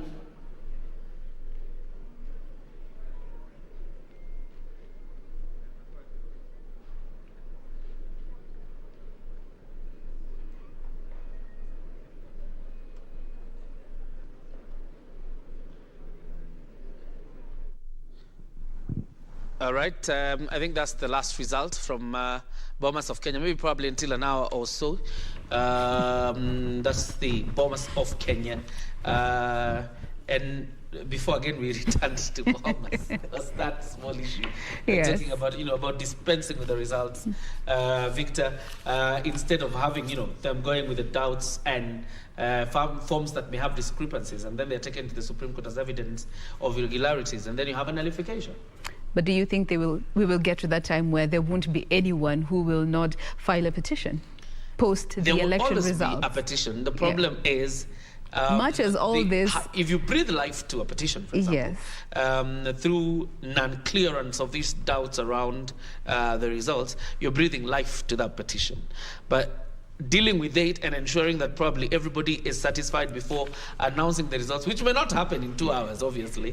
At some point, people have got to move on. But 15 minutes, okay. It's Chebukati's wisdom, and he's the man in charge. So that is it. Heavy is the head that carries the crown. All right, so we await more feedback as and when we get any updates from the Bomas of Kenya. We will be sure to link up with them, get you the latest, just to ensure that we are keeping you in line with the conversation as we are having it here in studio and also at the Bomas of Kenya. Victor. Alfred Ganga Mutua, the governor for Machakos County, and Amason Jeffakingi, the governor for Kilifi County. Both of them are principals in the Kenya Kwanza Alliance, meaning they're here probably on behalf of the alliance, supporting the Deputy President, William Ruto. And of course, you can see them there. I don't know whether they're on the ground or they're looking from the periphery, whether they've been allowed access to the ground. But then, Kyori, if you look at the way Jeffakingi has dressed, and he comes from the coastal town of Mombasa, which is very hot and humid, you see him dressed like that, you can imagine how cold it is.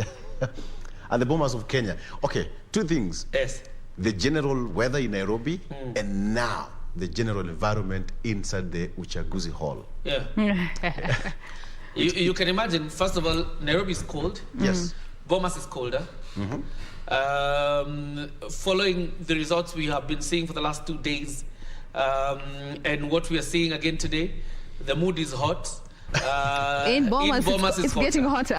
It's getting hotter, but you're dressed. You would say it's quite a contradiction of sorts.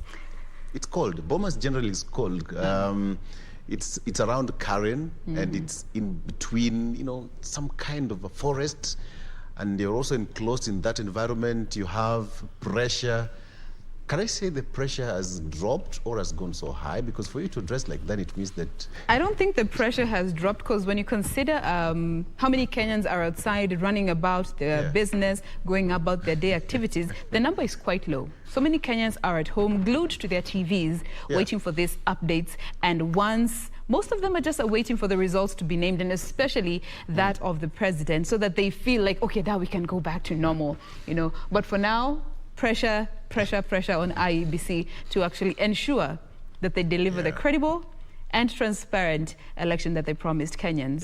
There are those who think if we go at this rate, particularly the rate from yesterday night, because from the results they announced about Wajir West, we have had the first update at around 12, right? It was around 12. Yes. There are those who say if we continued with that pace, probably Christmas would have found us a Bomas of Kenya. And probably the urgency with which Chebukati is saying we must deal with these things. But very quickly, if we could just take some of the results that were announced today by Chebukati in Dia constituency in Kirinyaga County. Total registered voters 69,743, valid votes 48,548, rejected 346. Raila Odinga got 6,872, William Ruto 41,233, Mwaura Wahiga 151 votes, Wajakoya 232.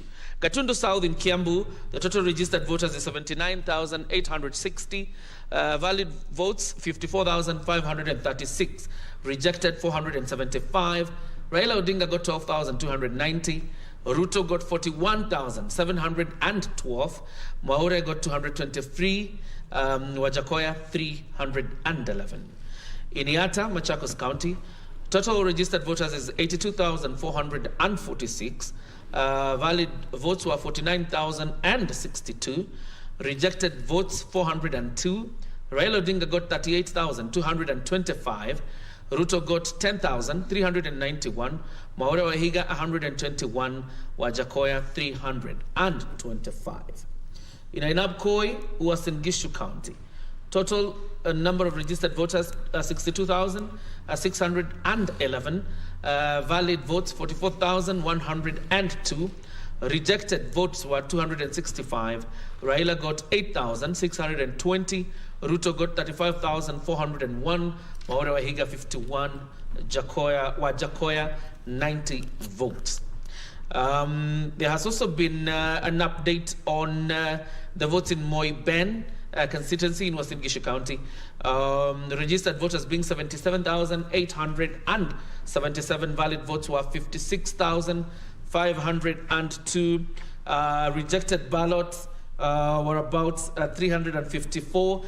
Then you have Raila getting 6,772, Ruto getting 49,625, Wahiga Mwaura 54, Wajakoya 51. Nandi Hills in Nandi constituency, registered voters 47,910, valid votes 41,864. Rejected ballot papers 229. Raila Odinga gets 3,471. Ruto 38,308. Wahiga Mwaura 40, and Wajakoya got 45. Gilgil constituency in Nakuru County, registered voters are about 95,654. Valid votes were 60,743. Rejected ballots 609. Raila got 20,997. Ruto got 39,225. Wahiga Mwaure got 246, Wajakoya got 275. In Kaiti, constituency of Makueni County, registered voters were 65,188, valid votes 41,643, rejected ballots 228, Raila got 33,617, Ruto got 7,659, Wahiga Mwaure 95, while Wajakoya got 272. To finish off with the results that have been announced today, so far by the Iebc, Aldai constituency in Nandi County. Total registered voters 78,005, valid votes 58,506, rejected votes 279, Raila got 6,919, Ruto got 51,402, Mwaure 60, Wajakoya 125. Now we run over to Harambee House, but okay, we'll head there in a few. But I can see at least the PS for Foreign Affairs is there. That is Ambassador Macharia Kamau, who is the PS for Foreign Affairs. And several other people there, senior government officials, of course, and we'll see who emerges from that door any minute from now. But we are live from Harambee House. Looking at these results, Jane, as announced by the IEBC, the total number of registered voters vis-a-vis the number of people who came out to vote tells you it's a quite number of people who avoided this exercise completely. Again, and just looking at how historic these elections will be. Number one, looking at the voter turnout. Number two, looking at the thorough process that IEBC has undertaken. When they were telling us they're preparing for these general elections, we can clearly see that's what they meant. And number three, I've actually just seen a tweet of somebody saying that this year the elections were designed to be slow deliberately to ensure that transparency is at the center of this conversation. And much as the numbers were not as was expected by both the IEBC and even us, the general population and the media fraternity, we still await to see the final numbers as it will be verified and announced by the chair, that is Wafula Chebukati. Victor. Just to add on top of that list that you've given out, Curia, there's an information here that Kirinyaga Governor Anne Waiguru has successfully defended her seat, brushing off a scare from, woman representative Purity Ngirishi. Provisional results at the conclusion of tallying in Mwea constituency show that Waiguru has garnered 113,088 votes against Purity Ngirishi 109,433, bringing to a close. All right, let's head over to Harambee House. This is the head of public service, Joseph Kinyua. Let's hear what he has to say. Probably this could be the assumption to office committee.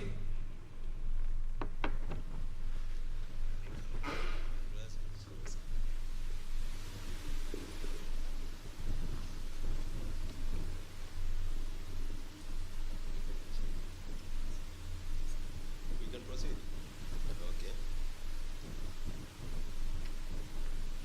Ladies and gentlemen of the press, fellow Kenyans, good afternoon. In fidelity with the dictates of our Constitution, I have this morning chaired the inaugural meeting of the Assumption of the Office of the President Committee. The committee is established pursuant to the Assumption of the Office of the President Act, that is Act number 21 of year 2012, and in furtherance of Article 141 of our Constitution. The committee's core mandate is to facilitate a smooth transition from the current administration to the incoming administration. Substantively, the mandate of the committee will be triggered once the Independent Electoral and Boundaries Commission formally announces the results of the 9th August 2022 presidential election and declares a president-elect. In accordance with the primary act of Parliament, the functions of the Assumption of the Office of the President Committee are to 1. Facilitate handing over the process of the outgoing president to the president-elect. 2, organize for the security of the president-elect. 3, organize for the necessary facilities and personnel for the president-elect. 4, coordinate the briefings of the president-elect by relevant public officers. 5, facilitate communication between the outgoing president and the president-elect. And last but not least, prepare the program and organize for the swearing-in ceremony. Finally, I wish to inform you we will be making periodic briefings to the nation as the transition process kicks off. I thank you.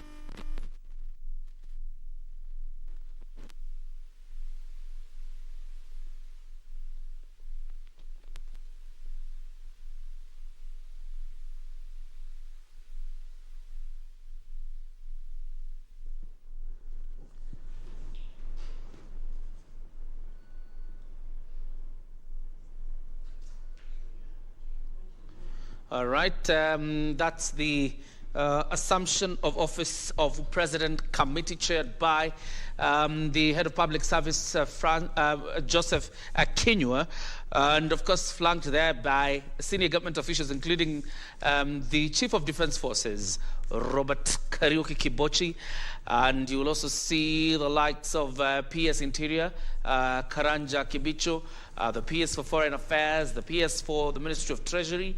You also have the Inspector General of Police, Hilary Mutiambai, amongst other government officials really that form the committee that takes over the mandate of ensuring that the new president or the president-elect settles in, and part of it being organizing for security once we have a president-elect. Of course, this will be triggered by the announcement by Iebc of a president-elect, and so we were, right? That is the assumption of office of President Committee. Of course, also facilitate that the president-elect gets facilities and personnel once he has assumed office. And that's not the only mandate for the Assumption of Office Committee.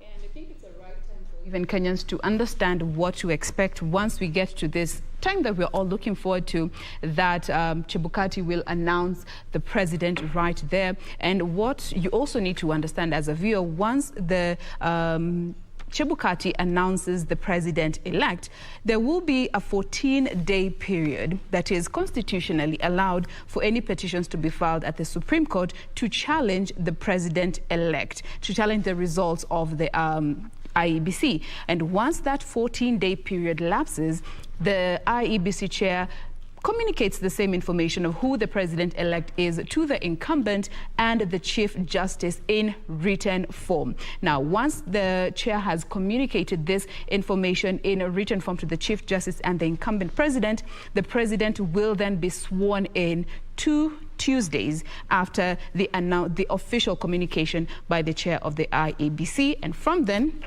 they assume office as the president, and they will no longer be referred to as president-elect, but as the president. That is generally how things are supposed to flow. But should there be a petition that is filed at the Supreme Court within this 14-day period, the Supreme Court will take their time to go through all the petitions, and once they reach a decision that consequently terms the president-elect's win as valid, the president will be sworn in the following Tuesday from the delivery of that particular verdict, supporting or rather terming his election as valid. So that is what you need to know in regards to assumption of office of the president, from being sworn in to them stepping into acting, or rather stepping into the space of the president once sworn in. Yeah, quite an interesting one. And Victor, you will remember there has been some level of haggling in the National Assembly as regards this committee, with the argument that it is supposed to be chaired by the Secretary to the Cabinet. And you'll remember the Garissa Township Member of Parliament, Aden Duale, has tried to introduce a motion in Parliament seeking to compel the Executive to appoint the Secretary to the Cabinet so he can chair the Assumption of Office Committee. This is the first first briefing that we are getting from that committee. I don't know whether it is late in the day or they have done it in good time, but clearly the committee is now being chaired by the head of public service, who probably would assume then also acts as the secretary to the cabinet. Victor. Yeah, just giving their commandate there. Actually, he's given a number of responsibility, and again, coupled with what you said, is just to plan for the program for that particular event and facilitate communication between the outgoing and the incoming head of state. But as you correctly put it, he said that will only commence once and it will be triggered by the final outcome of the general election. And they said probably this is the first one, as you correctly put it, and we are likely to see or whether they'll have another press briefing, or could be the last one now that he's already outlined their commandate, how it's going to be.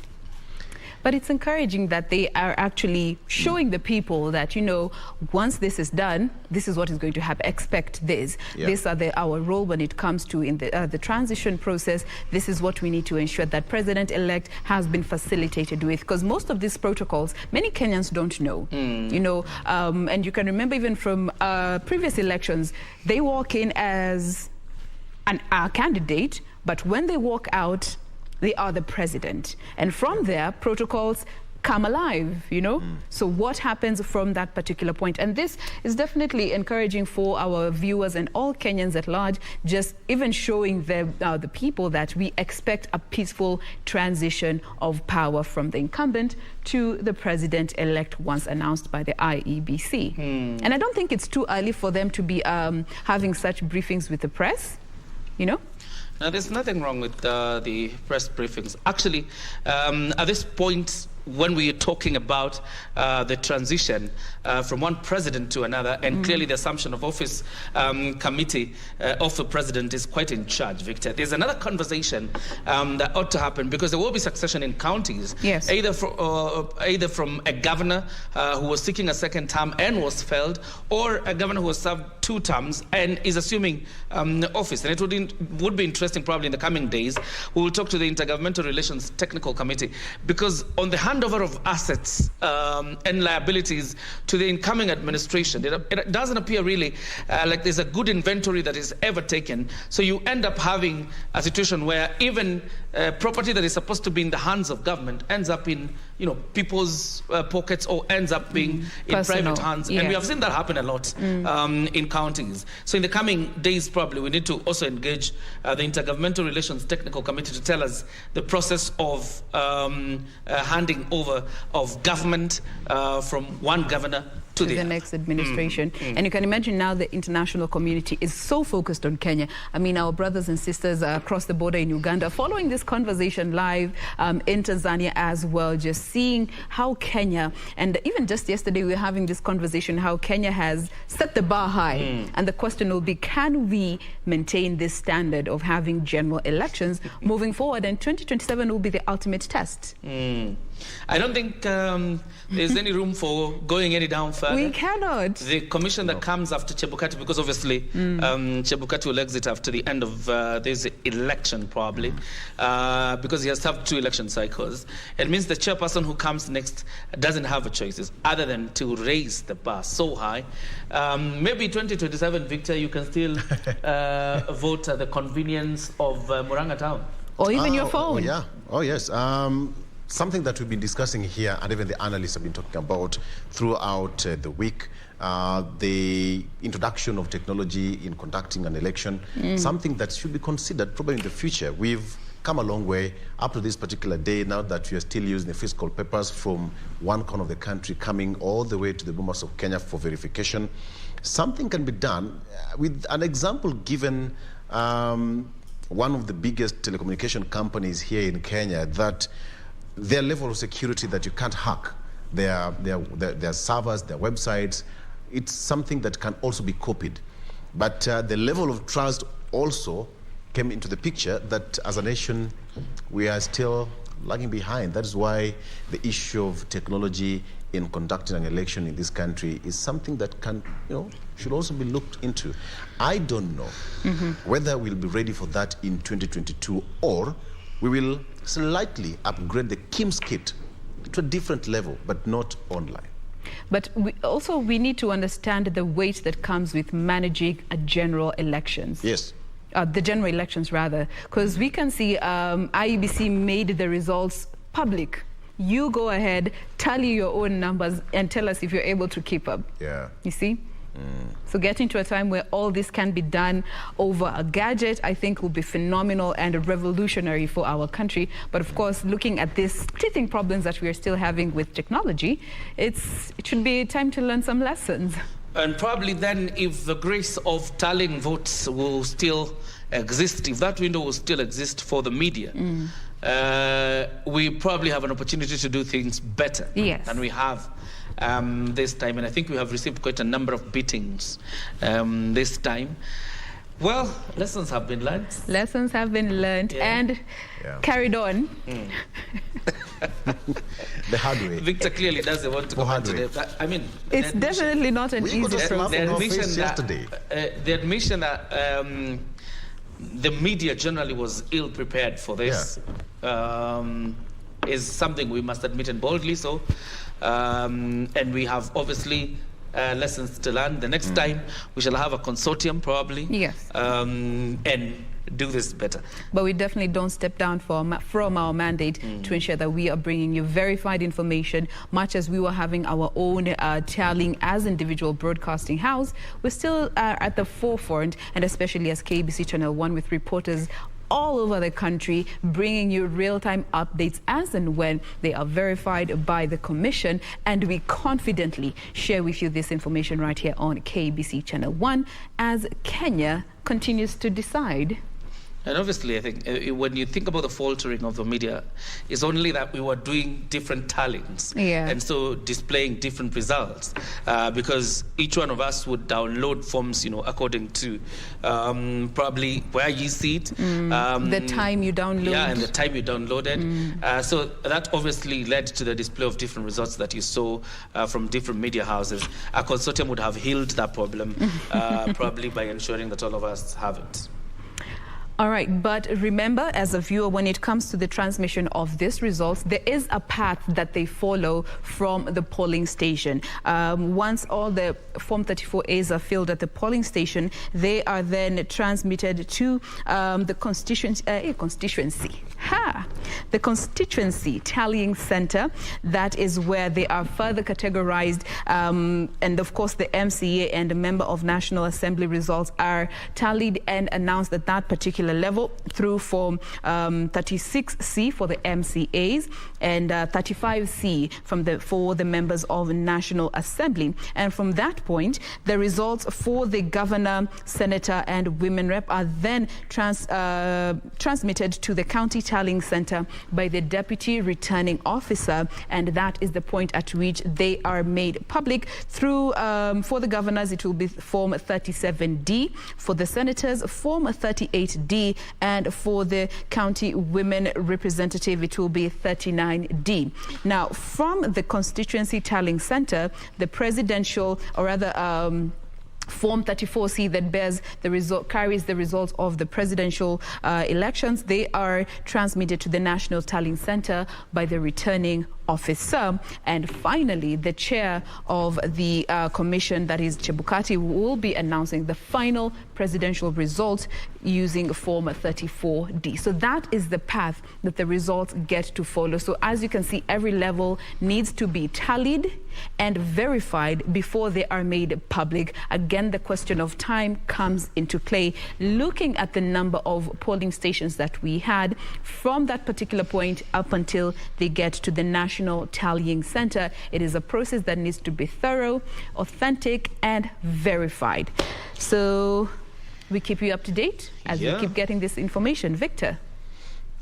All right, so this is the place to be. We are just about to finish here, paving way for the next team that is going to steer you for the next hours. We're giving you 24-hour coverage of this historic election. Already a number of polling stations arriving at the Bomas of Kenya with Wafula Chebukati and his team, giving you updated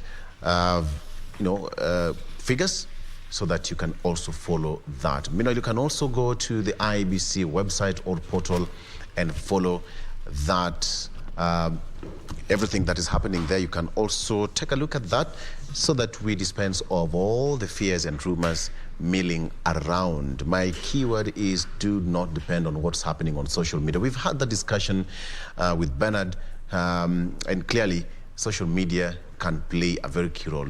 Impression is a panda, and it shouldn't be the same and the case at this particular point. Just take your time, believe on the IBC, because the chair and the team are doing everything possible so that this is done within the timelines required by the Constitution. And all right, just curious. It's a slow but sure process. Looking at what the IEBC is saying, slow but sure process, and obviously it behooves all of us in one way or another to give IEBC ample time to do what they are doing, but probably also hope that our election will come out as credible. I think one of the African nations that have conducted a very credible election in the African continent is only Ghana. I think the election has been labeled as credible. Therefore, it will be interesting to see again if Kenya can enter into the books of one of the African countries conducting a credible election. I have seen some results here from Elgeyo Marakwet sent by one of our reporters, Peter Kipkoech. You have Governor Wesley Kipyego Rotich of UDA, who has garnered 147,705.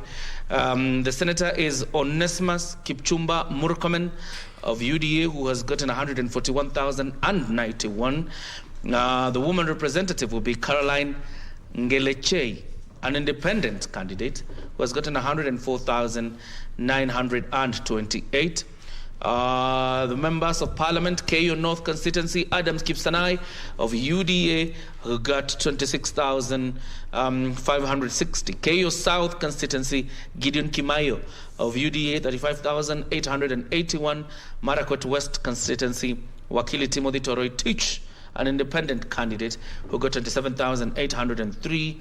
And Marakwet East, David Kangogo Bowen has recaptured that seat on a UDA ticket, 16,185. That's as far as the results of West, that is Elgeyo Marakwet, look like. All right, you have live pictures from the Bomas of Kenya as the verification exercise continues. That is at the Bomas of Kenya, as the verification exercise continues at that center. It appears like there's a small break. They indeed actualized the break given to them by Wafula Chebukati. Let's see when they come back what it will be looking like. Right. And just to mention that, remember Alex Tolgos was running against Kipchumba Murkomen, and he's come second to Kipchumba. Of course, Kipchumba Murkomen retaining his seat as the senator of Elgeyo Marakwet. Tolgos is the outgoing governor of Elgeyo Marakwet's county. So it was a tight race. Now Kipchumba Murkomen is back to the Senate. He was a debater by excellence. He's a debater. So it has to be given over to him. And you would say his contribution again in the Senate has been quite significant in a way, because he's been the legislator or the senator for the Elgeyo Marakwet County, majority leader at some point. He was deputy majority leader 2013 to 2017. 2017 for about 2 years or 3. He was the majority leader until the fallout between the deputy president and the president when he was ousted as the majority leader in the Senate. But his contribution in the floor of the Senate has been quite significant, and his contribution to legislation also significant. He has been really elected for the third term in Elgeyo Marakwet as the county senator. You have live pictures from Bomas of Kenya. This is the nerve center of everything there is to talk about the presidential election, Jane. Now, from the screens, it may appear to be very calm. They are indeed taking that break, but we are sure to know that they will be coming up, having a brief, going back to the tables, continuing with the verification, then keeping us updated with each figure as updated, to just make sure that they're also exacerbating the process to take as little time as possible. But remember, they have until 7 days as constitutionally provided for the announcement of this particular results. But we hope they will do so in the most practical and realistic time possible. Absolutely. The results will keep streaming in, and we shall keep returning to the Bomas of Kenya every single time the commission wants to announce verified results. Probably will expect the process to pick up quicker now that there are directions from the Iebc chairperson Ofula Chebukati. But that's just it. We need to roll it up here and wind up, Jane. Absolutely. It's been a beautiful time keeping you up to date with what we have as the national broadcaster. Of course, also informing you what's happening at the Bomas of Kenya from 6 a.m.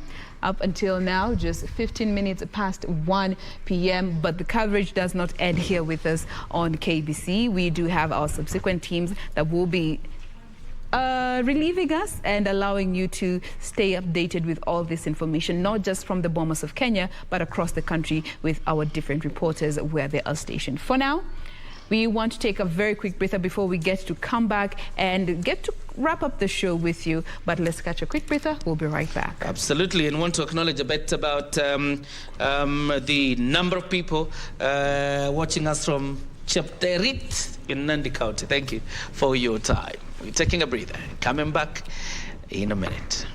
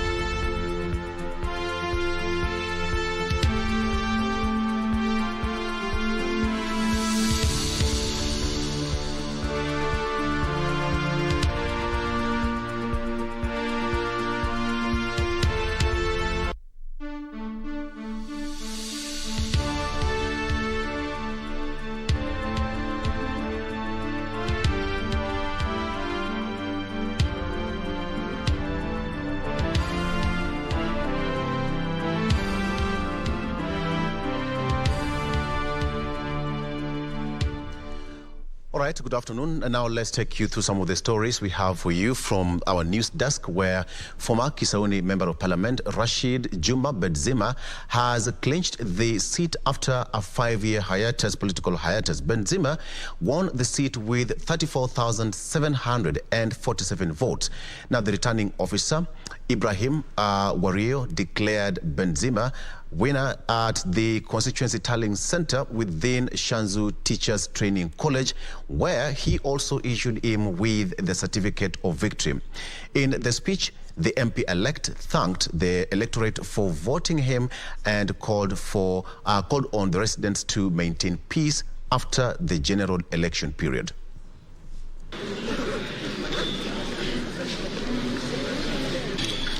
Zuma Henry with 382 votes.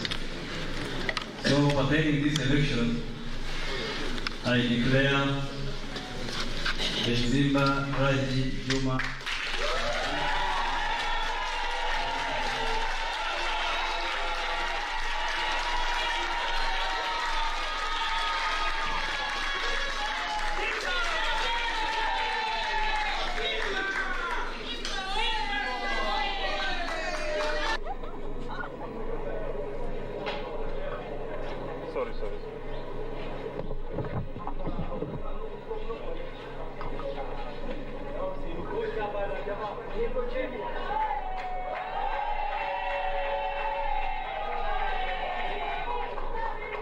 Congratulations. Thank you very much.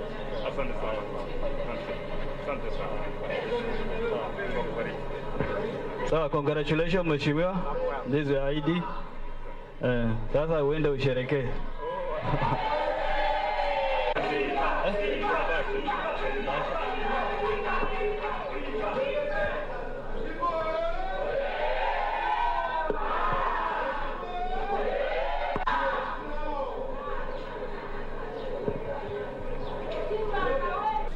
Leo ni siku kubwa sana kwa watu wa Kisauni, wametoa sauti yao na wamenipa mimi uaminifu wa kuwa mtumishi wao. Nashukuru Mungu mwingi wa rehema aliyoniwezesha kufika mpaka siku ya leo. Nashukuru ndugu na familia yangu imesimama na mimi wakati wa kampeni. Na washukuru watu wa Kisauni kwa kufanya maamuzi ya busara wa kunichagua kuwa mtumishi wao. Na washukuru vile vile wamedumisha amani wakati wa kampeni na baada ya kampeni. Na bado ninawahimiza kwamba katika sehemu zote Kisauni imeongoza kwa amani iliyokuwepo wakati wa uchaguzi huu. Na nimeshukuru sana ndugu watu wa Iebc kwa kufanya uchaguzi wa huru na haki. Na washukuru, tumeanza nao mbali mpaka mahali tumefikia hapa. Na washukuru sana, Mungu awabariki. Now, elsewhere in Malindi, Amina Mnyazi of ODM is the new Malindi Member of Parliament elect. Amina garnered 21,634 votes. Mnyazi went ahead to beat 7 men to emerge the winner and become the second woman MP for Malindi. Mnyazi was followed by former MP William Tengo of PAA, who garnered 9,437 votes, while Daniel Chai Chiriba of UDA emerged third with 7,221 votes. Nixon Kingi Nyule of Safina, a teacher who is also a newcomer in the race, was fourth with 1,782 votes. Malindi had a total of 94,605 registered voters.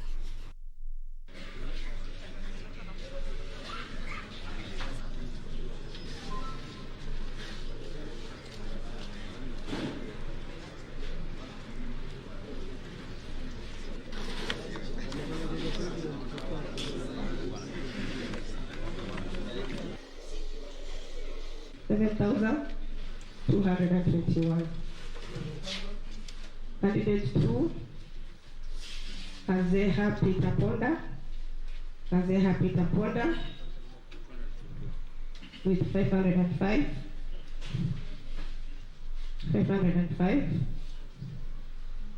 And we have Kalama Kennedy Mulewa. Kalama Kennedy Mulewa with 900 votes. The fourth candidate, Nyazi Amina Laura with 21,000. 21,634. The next candidate, Mtengo William Baraka. Mtengo William Baraka with 9,437. 9,437. The next candidate is Newle Nixon Kingi. Newle Nixon Kingi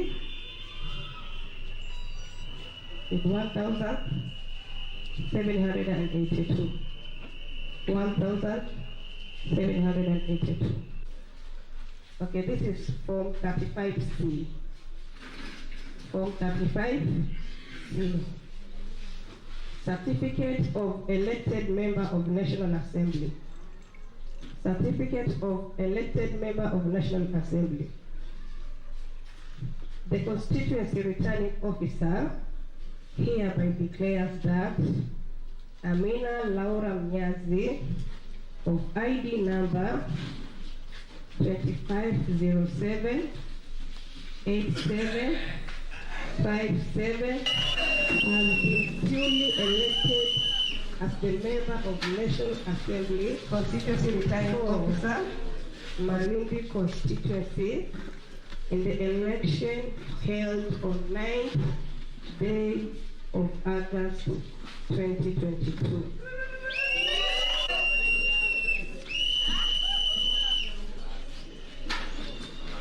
Constituency returning officer was Mwanajuma Ali Zendani. I must obtain my signature. Dated was on 11th day of August 2022. And the certificate is stamped by IEBC Constituency Returning Officer.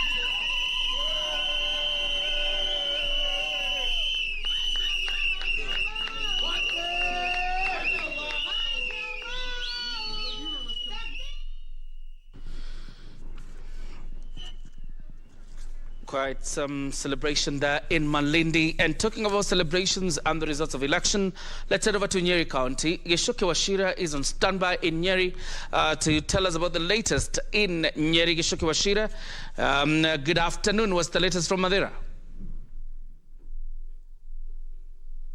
Good afternoon, John Jacob. It's a cold afternoon here in Nyeri County. Now, for the last 1 week, we've been tracking election and the final campaign period from Mathira constituency here in Nyeri County.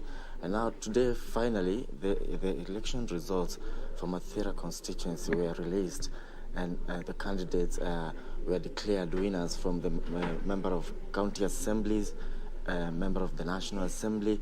The deputy returning officer also declared winners of the woman representative position, member of parliament, governor, and also the Senate. And now we've moved from the constituency tallying center in Karatina of Mathira constituency to Nyeri town, where the county tallying center is based. Now here at the tallying center, it's what you're seeing behind me is people are waiting for election results from Mathira constituency, where we've come from, and also election results from Kieni constituency, which are yet to be concluded. And just to give you a peek of what happened in Mathira constituency, incumbent Nyeri Governor Mutahi Kahiga of United Democratic Alliance was declared the winner in Mathira constituency, garnered the highest number of votes in Mathira constituency, getting 48,637 votes. Jubilee's candidate Ephraim Maina got 759 votes. The New Democrats Party candidate Dr. Thuo Mathenge was the second, getting 15,993 votes. And Peter Munyiri of Chama cha Kazi got 1,381 votes. For the senatorial position, NAK Kenya's candidate Kabando wa Kabando got 2,428 votes, and Jubilee's candidate Nyokabi Priscilla got 10,973 votes. Wambogo Nyamo of Democratic Party getting 1,351 votes. The winner of the senatorial position was declared is Wahome Wamatinga of UDA's party, who got 57,704 votes. The county woman representative position results were also given at Mathira constituency, and Jerry Njori of Jubilee Party got 6,296 votes. Rose Wamboi of Chama cha Kazi getting 2,781 votes. Karungaro Margaret getting 2,024 votes. And the winner was United Democratic Alliance's candidate Rahab Mukami, who is the current member, woman representative here in Nyeri, getting 50,302 votes. Now, the Mathira parliamentary seat was also declared, and the winner was UDA's candidate Eric Mwangi wa Mombi, getting 49,377 votes. NAK Kenya's candidate Waroru Gekandi got 3,056 votes. Kirago Nicholas of Usawa Kwa Wote Party getting 2,032 votes, while Jubilee's candidate Wambura Maranga got 4,344 votes. Dhoko Fenasio of Farmers Party got 1,210 votes, and Morioki Daniel Keige of Justice and Freedom Party getting 8,148 votes. Earlier we spoke to the MP-elect Mathira constituency, that is Eric Wamombi, and he said that his main agenda will be to continue with the legacy and the works that were being done and carried out by the now UDA's running mate Rigathi Gachagua. You remember very well that Eric Wamombi, the former MCA for Konyo Ward, has been mentored politically by Rigathi Gachagua, and he says that his main agenda in Parliament will be to continue with the works that UDA's running mate Rigathi Gachagua has been doing. And we also spoke to the person who came in second, that is Daniel Keige, who got 8,000, and Daniel Keige conceded defeat and committed to work with Eric Wamombi. That's all we have from Nyeri County. Kevin Washira, a fantastic job you're doing there from Nyeri County. He has already left the Mathira constituency now at the Nyeri County Tallying Center. He will be telling us about the overall results of the election in Nyeri County. But of course, what you have had is a clean sweep for UDA in Mathira. Governor Mutahi Kahiga got the majority votes in Mathira, so did Wahome Wamatinga, Senator, as well as Rahab Mukami, the woman representative, and Eric Mwangi wa Mombi, an MCA who was just picked after Kenya Kwanza announced that Rigathi Gachagua would be the running mate for Kenya Kwanza. Now let's head over to Kilifi. Janae Karisa is also on standby. Let's see how the results in Kilifi look like. Janae? Good afternoon, John Jacob. We are coming to you live from Kilifi North constituency in Kilifi County, where the constituency returning officers are bringing in results from the 7 constituencies of Kilifi County, so that the county returning officer can do the tallying at the county level and declare the winners of the governorship, senator, women rep positions, and of course the presidential results.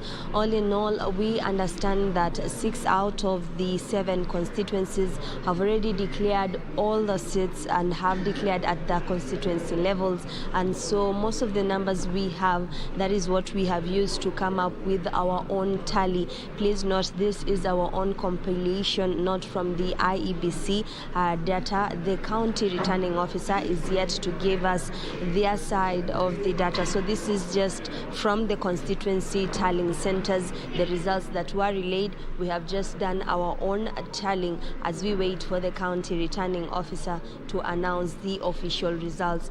So for the president, Raila Odinga is leading with 204,128 votes, followed by William Ruto with 77,138 votes. So Raila Odinga has managed to garner more votes in Kilifi County. For the governorship position, Gideon Mng'aro is leading with 145,576 votes, followed by Aisha Jumwa, a distant second with 65,732 votes. George Kithi of the Power Party is coming in third with 64,233 votes. He has managed to clinch more seats, more votes from Ganze constituency, where the Power Party has managed to sweep the electorates in that area. For the senatorship position, we are yet to receive results from Kilifi North constituency. However, Stewart Madzayo is leading with 116 votes, 116,946 votes, followed by Benjamin Kai of the Power Party with 57,968 votes, and then Mwabonje Shukurani comes in third with 36,651 votes. So Stewart Madzayo is leading. Once we get the Kilifi North results from that constituency level, we'll be doing our own tallying and giving the definitive figure from our desk. For the women rep position, Gertrude Mbeyu has managed to garner most votes in Kilifi County with 112,762 votes, followed by Christine Zawadi of the Power Party with 80,268 votes. Something to note, Kioria, is that the Power Party that is popular in Kilifi, whose flag bearer is the current governor, Amason Kingi, really did some groundwork, and they have managed to put up a good fight for the senatorship and women rep position, that they're coming in second, as opposed to the governorship position, where Aisha Juma of the UDA party is coming in second. For the parliamentary results, the ODM party has managed to clinch 4 seats. The Power Party comes in with 2 seats, and the UDA party with 1. In Kilifi South, Ken Chonga has managed to fight for his seat with 24,300 votes. In Kilifi North, Owen Baya has also secured his seat with 27,558 votes. In Malindi, Amina Mnyazi, as you had seen earlier, has come into the political scene, being the second woman to govern the constituency of Malindi with 21,634 votes. In Ganze, we have Teddy Mwambire, who lost his bid to Kennedy Tungule with 24,497 votes. Kennedy Tungule is from the Power Party, was vying on a Power Party, and he has managed to secure his win. Ganze constituency has dominated its seat with the Power Party. Most of the MCAs, as well as the Member of Parliament, has taken its win in that region. In the Kaloleni parliamentary seat, Paul Katana has managed to secure his seat with 16,968. His opponent coming in a very far second with 4,500 votes. So he managed to secure his seat, Paul Katana. In Rabai, a new entrant into the political scene, that is Anthony Kenga. He managed to clinch that seat. Remember, ODM candidate William Kamoti succumbed to an accident earlier during the campaign season, and so that seat was left vacant. His brother managed to succeed him. However, he lost in his bid for the parliamentary seat to Anthony Kenga. This seat also has been dominated by the PAR party. At least the PAR party has managed to clinch a seat in Rabai constituency, and with 10,737 votes. Also, the MCA position in that region also is not predominantly for the ODM party. However, they have managed to secure the win for PAR. In Magarini constituency, the current Member of Parliament, Michael Kingi, has come in a distant third. He has managed to be beaten by ODM's candidate Harrison Kombe, who managed to get 11,946 votes during this election. And he is followed by the UDA candidate, who also managed to garner some votes. Then the PAR candidate, who is Michael Kingi, and the current Member of Parliament coming in at a distant third. So in total, ODM has managed to secure 4 seats, the PAR party has managed to secure 2 seats, and the UDA party only 1 seat. For the MCA position, out of the 35 wards, 16 have gone to the ODM party. The PAR party has managed to get 7 seats. The UDA party has managed to get 5 seats. The independent candidates who have won are 4. Shirikisho party is 1. Jubilee under the Azimio flag is 1. And the ANC under the Kenya Kwanza coalition is 1. So in total, the Azimio fraternity has managed to clinch 17 seats, and the PAR, UDA, and ANC fraternity under the Kenya Kwanza alliance have managed to garner some substantive seats, numbering to about 10.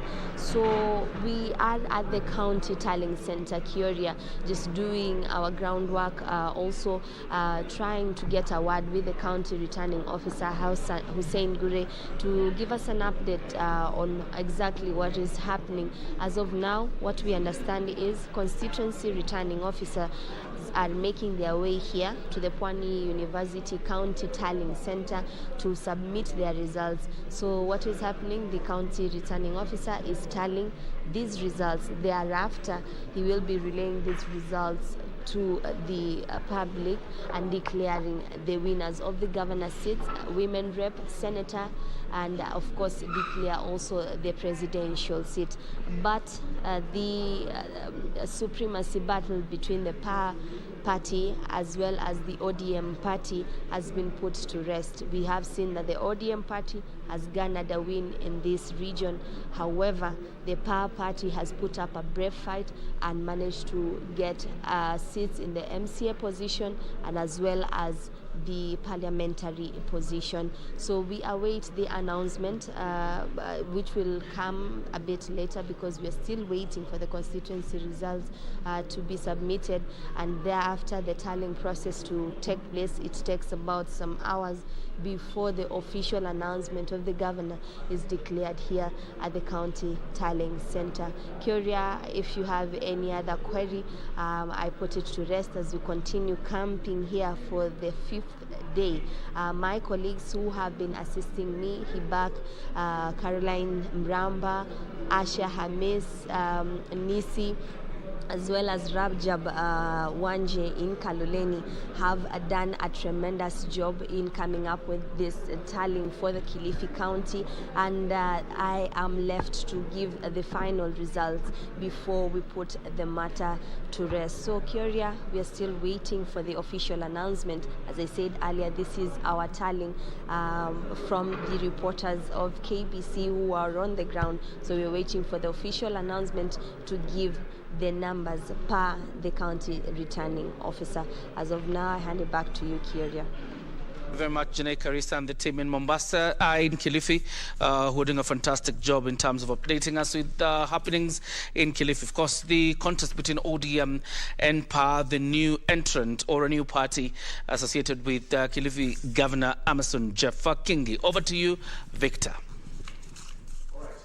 from Kilifi, let's head to Nyamira, where Patrick Kibagendi Osero of Azimio is the new MP-elect for Borabu constituency after garnering 18,826 votes. Osero emerged victorious in a race that attracted 11 candidates. The closest political rival, that is Aben Daniel Rogena, garnered 14,334 votes. Immediate former area legislator, that is Ben Mani, did not contest, but instead opted to run for the gubernatorial race.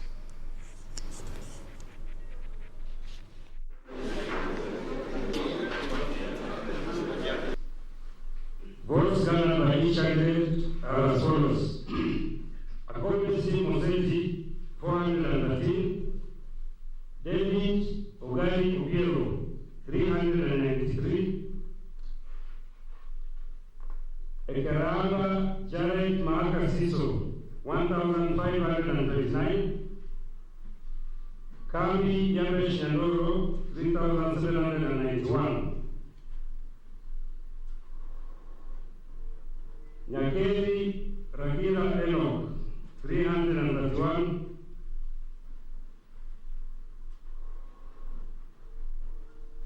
Nyalige Nyarela Josephine Kerupo, 1,128. Nyalige Peter Nyonga, 1,546. Onchaba Fred Montio, 175. Oseo Patrick Bagendi, 15,829. Rogena Aben Daniel, 13,591. Socorro James Mogaka, 447. Total valid votes cast, 39,163. Rejected ballots, 627. So those are the results. I'll ask Mr. Patrick Osero.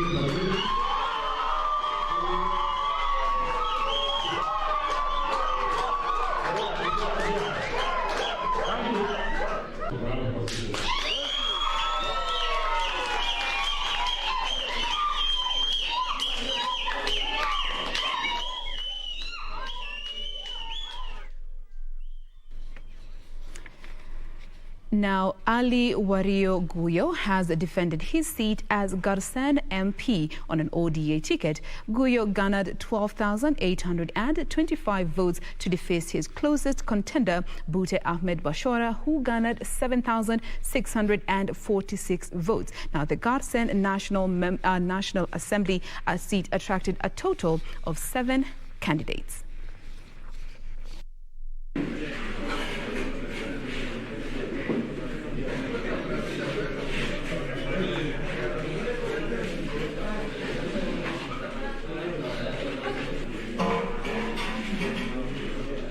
Mine is to assure the residents of the same constituency, and will make sure we bring cohesion, we'll bring them together during this period.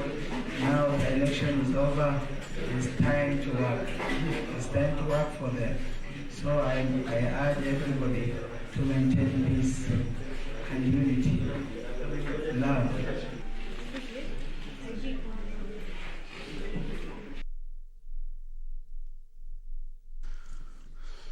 All right, from Tana River County, we come back to Nairobi.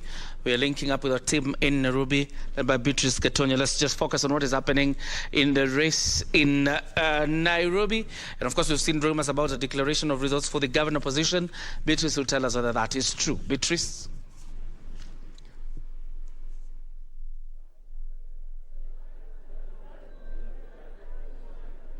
Have 17 constituencies in Nairobi City County. So far, 3 of them have arrived. We've started receiving their results, verifying and preparing to prepare the results declaration forms. As you can see behind us, we have a team of our officials verifying the results that we've received from the polling stations of 3 constituencies. These are Langata constituency, Makadara constituency, and Kasarani constituency. Yes. All right, maybe perhaps you can tell us, do you have maybe a timeline for when this process will be through? There's no timeline for this exercise. We must receive the results from all the 3,643 polling stations, verify them, and prepare the result declaration form.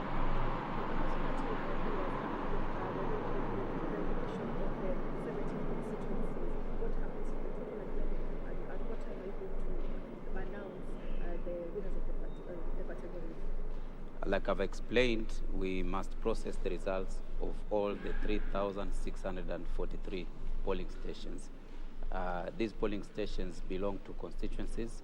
So as a returning officer presents results from their respective constituencies, we shall process for that specific constituency and put it in our result declaration form that must have all the 3,643 results before we can be able to declare winners. Yes. All right, maybe now we can just release into head. As I said earlier, he has quite a busy task ahead of him. Asante sana for joining us here at KT News.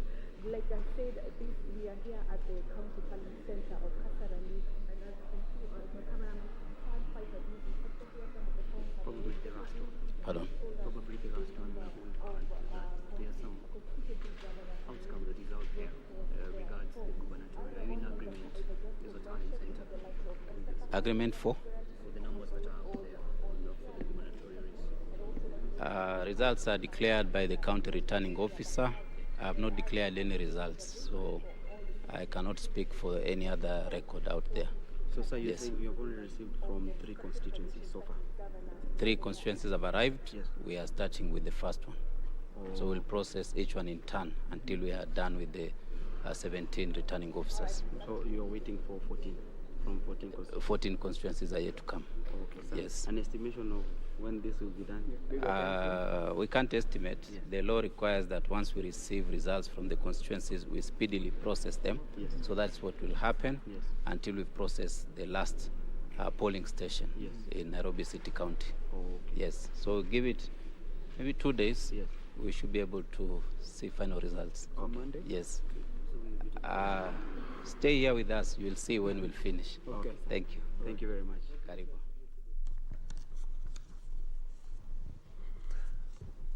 Right, that is coming from Kasarani. Now, former Funyula MP, Dr. Paul Otuoma, has been elected the governor of Busia County on an ODM ticket after garnering 104,474 votes. Dr. Otuoma defeated his main competitor, Sako Bunyasi of ANC Party, who polled 92,144 votes. Now, Dr. Otuoma thanked the people of for expressing their faith in him. 88, Catherine, 33. Of county government election results from Putula.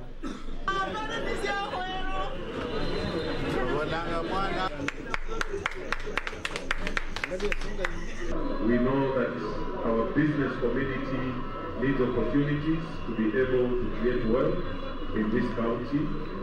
We know that our agriculture basically needs to be fixed in terms of providing food security and economic opportunity to the people of Busia, and we are going to make our contribution to our country. I walk in the park.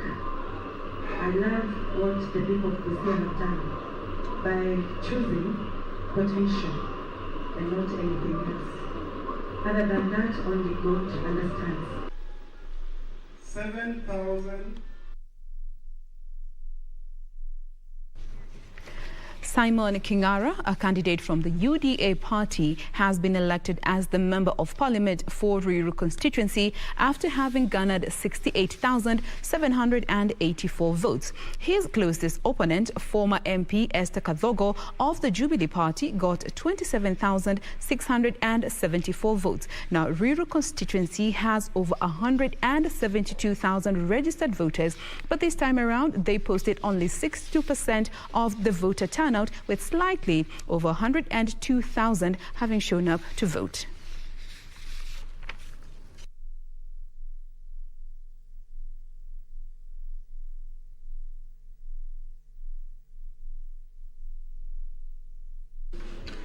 Esther Nyambura Gadogo garnered 27,644. Simon Nyanga Kingara garnered 68,000.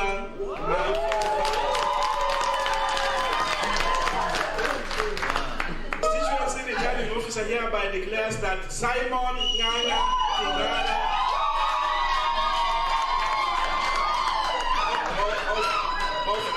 of ID numbers 73, 85, 89, 7 has been duly elected as the member of the National Assembly for Ruiru constituency.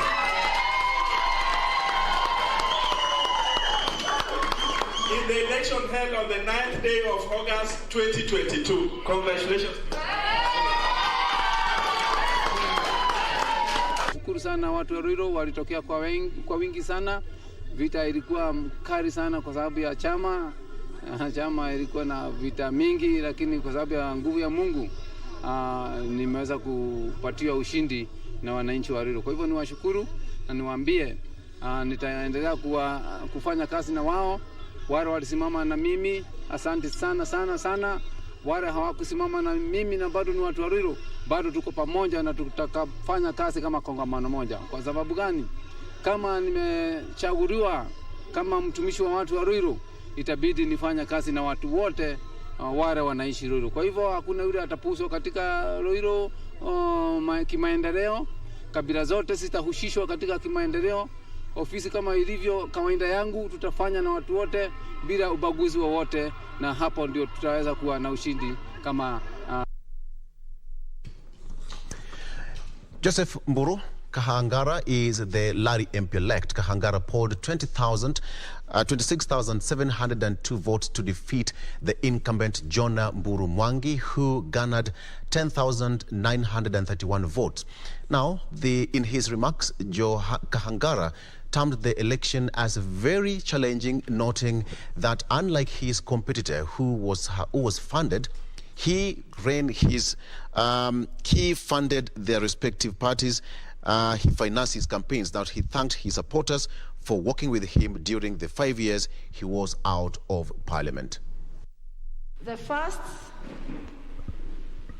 in that order, we have Joseph Mburu Kahangara, 26,702 votes. The next one in order is Frederick Ngige Kiguru, 779 votes. The third in order is Viscount James Kimathi, 1,208 votes. The fourth in that order of the ballot paper is Jonah Mburu Mwangi, 16,931 votes. The fifth is Devin Jogona Mwaura, 7,137 votes. Then the sixth is Naomi Wanjiko Wainaina, who has 396 votes. And the seventh is Joseph Karicho Wanjiro, who has garnered 3,734 votes.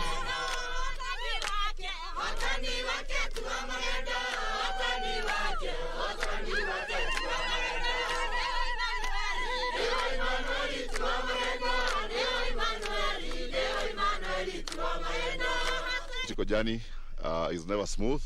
There are ups and downs. I also, let me mention my worthy competitors who have also worked, towards getting this position. They have not made it easy for me. There are some who had a lot of resources, maybe.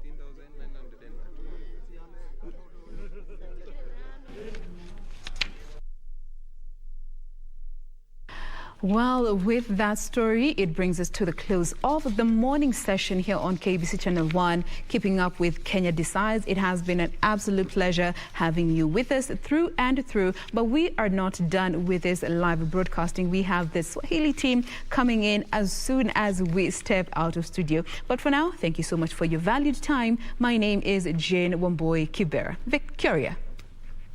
That's just it. We need to put a cap to Kenya Decides, the morning session that ends in the afternoon. And of course, we live in the able hands of Harriet Salim and Kamcha Menza. My name is John Jacob Curie. Have yourself a fantastic afternoon. See you around, Victor. All right, so it's been real. Let's do this again tomorrow. My name is Victor Lowe. Enjoy the rest of your viewing. Bye-bye.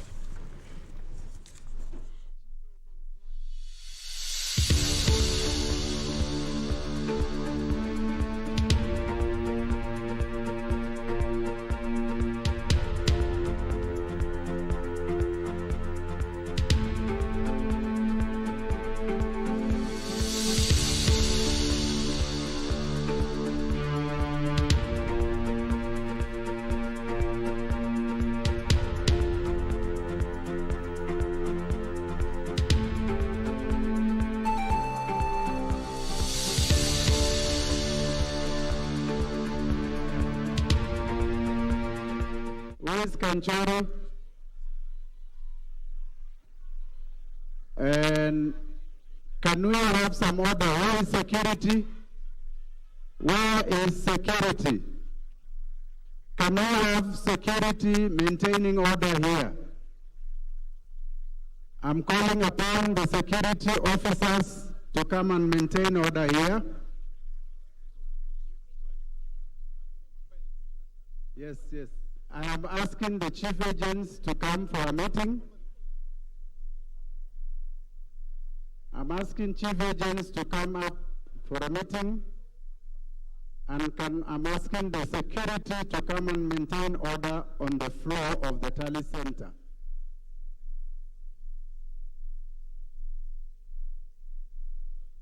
Kanchari, can you come up, please? Paul Mwangi, can you come up, please?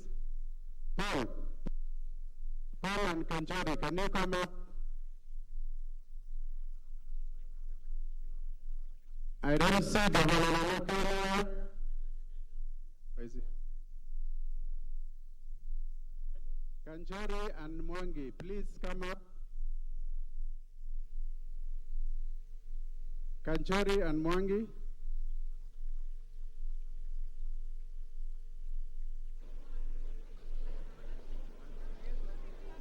I am asking anyone who is not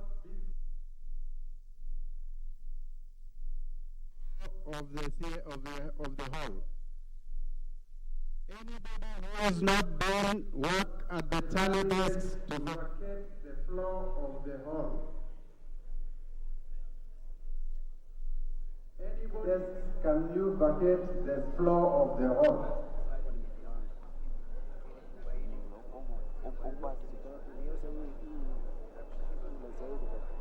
Anybody who is not doing work at the tally, if you are not an agent doing work at the tally desk, can you vacate the floor of the hall?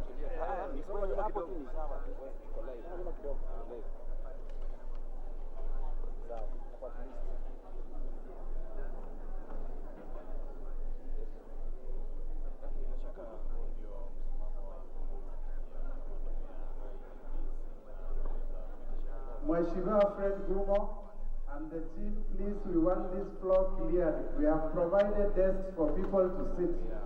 We have provided seats for people to sit. Please clear the floor of the tally center. Clear the floor of the tally center.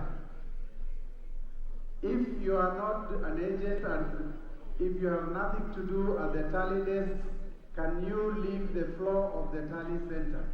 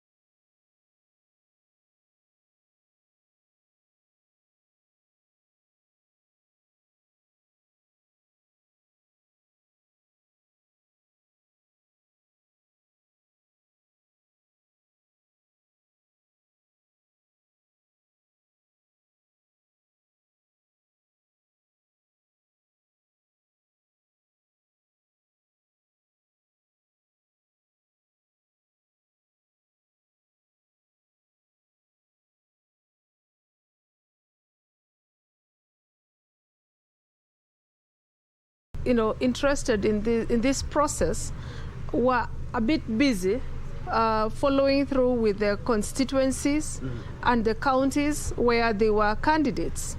Now they have come to look at the apex now.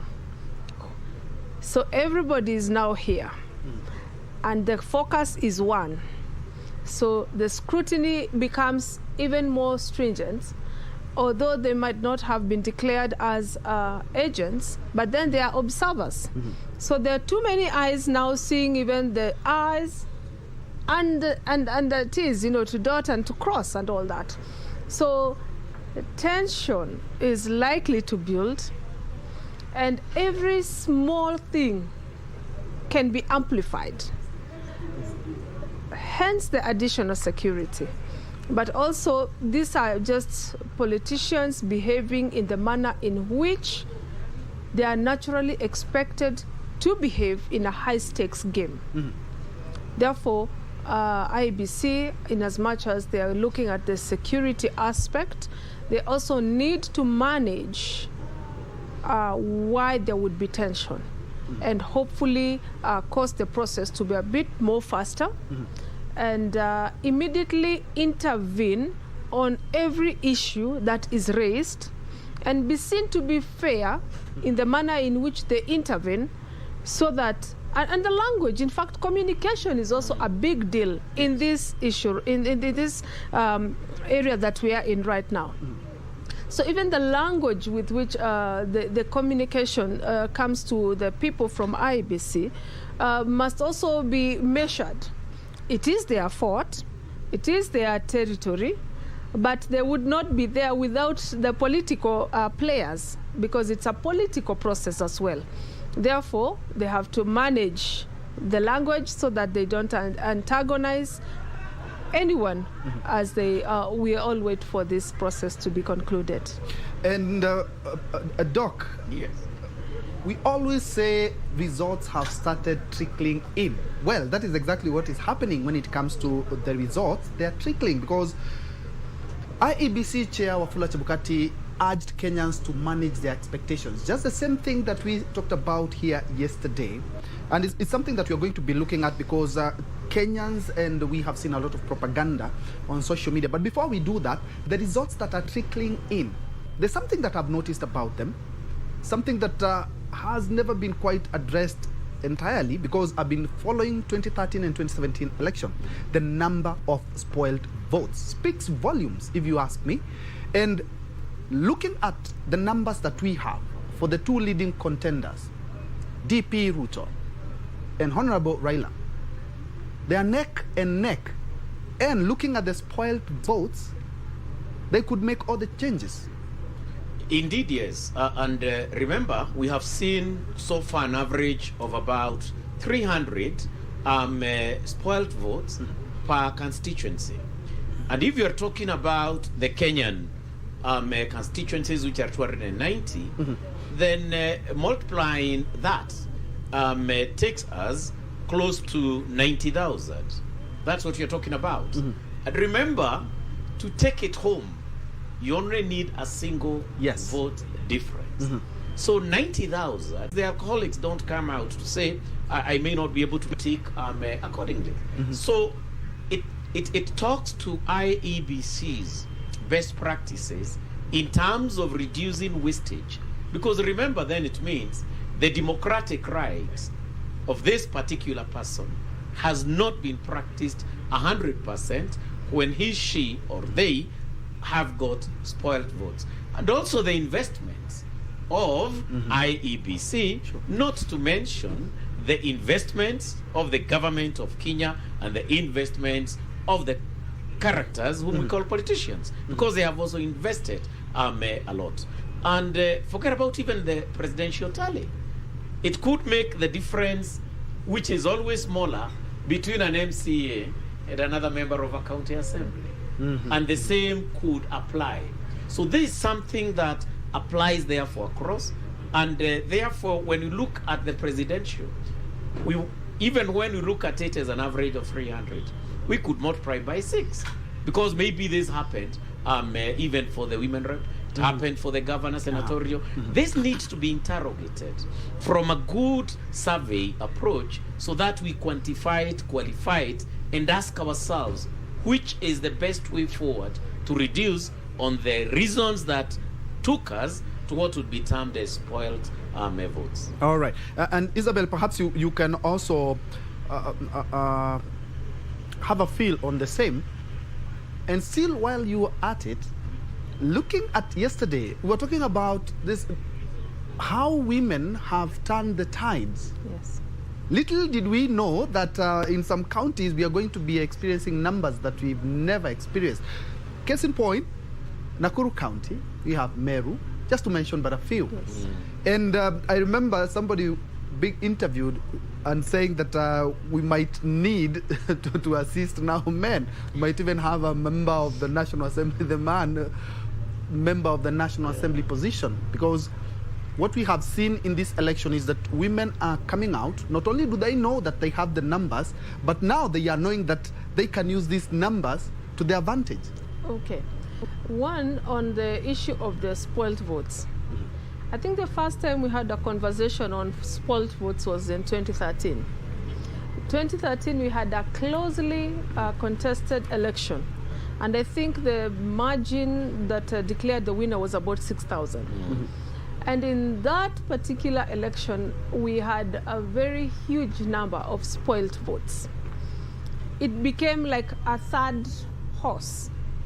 If you would remember that conversation, it was like a third horse in the race. And by the time we had a 6,000 difference between the winner and the spoiled votes were huge. So one of the reasons, because I don't think it is purely for the lack of civic education that we have spoiled votes. Of course, there's a percentage of it that would arise out of that.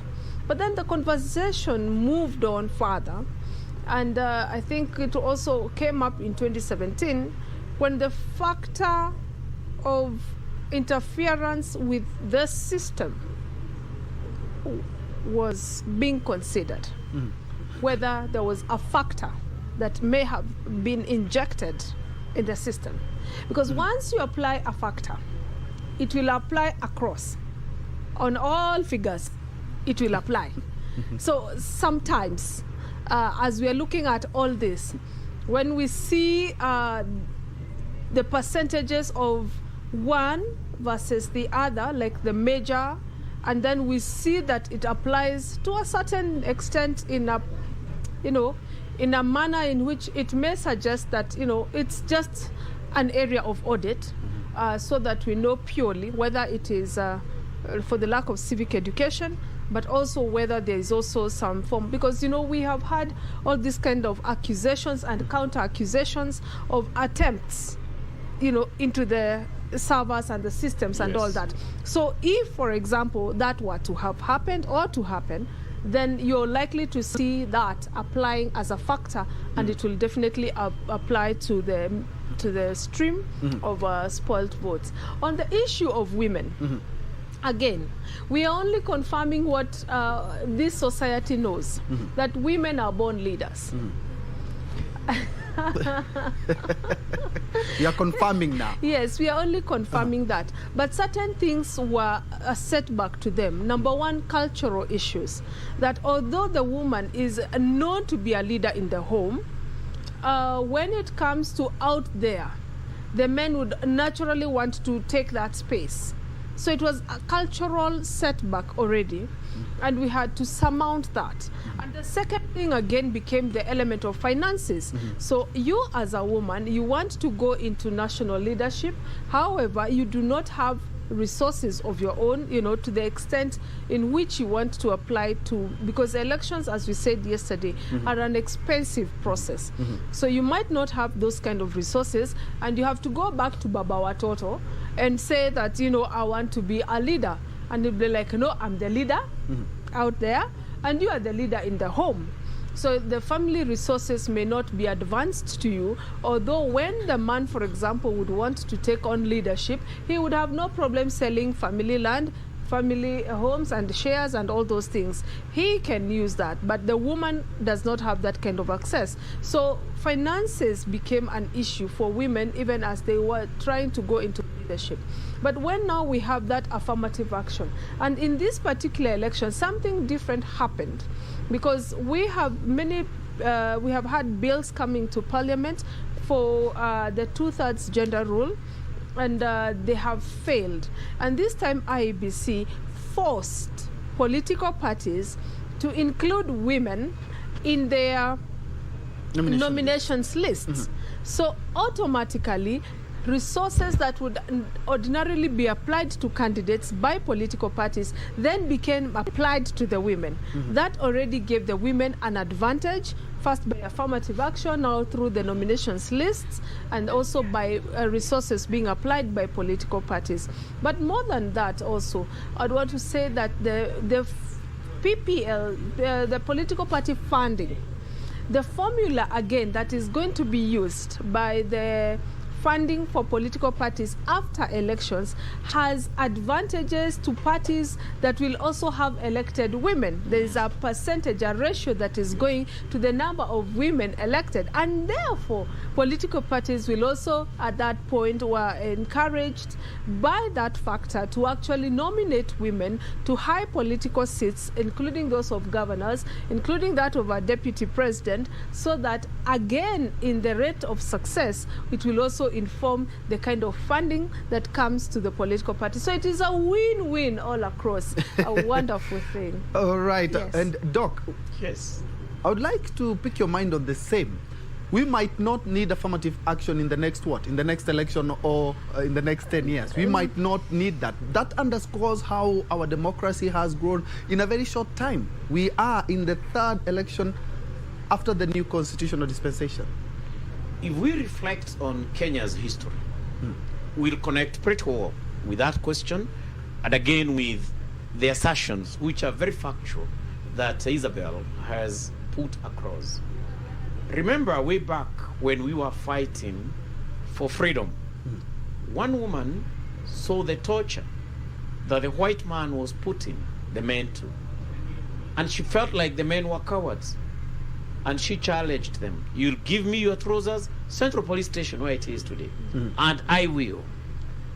That lady is one of the heroines of leadership that women do have.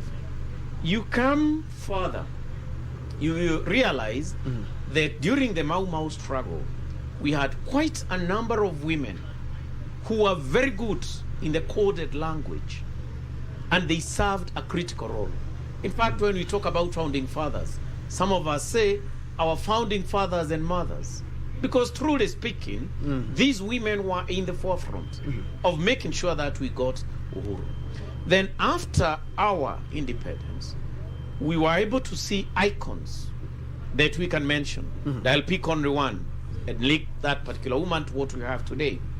The late Professor Wangari Maathai, a great leader who yet again set the pace, intellectual pace, and the pace of activism. All right. Hold the thought, Doc. Let's first of all cross over to the hall where the VC is currently addressing. 2002, total valid votes, 34,965. Rejected ballots, 266. Odinga Raila, 5,456. Ruto William, 29,242. Wahiga David, 137. Wajakoya George, 130.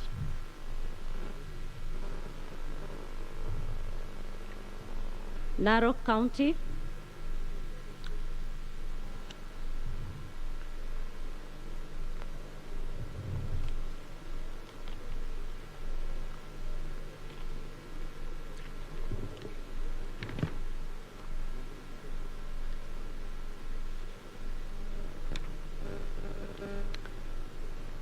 Emurwa Dikir. Total registered voters 44,040. Total valid votes 35,752. Rejected ballots 133. Odinga Raila 501. Ruto William 35,186. Wahiga David 30. Wajakoya George 36.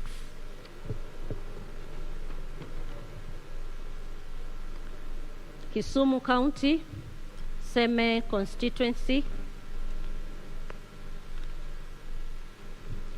Total registered voters 62,045. Total valid votes 46,418. Rejected ballots 186. Odinga Raila 46,088. Ruto William 251. Wahiga David 20. Wajakoya George 59. Kakamega County, Lurambi constituency.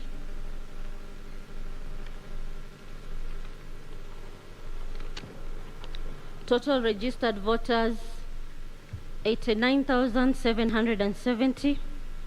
Total valid votes 51,002.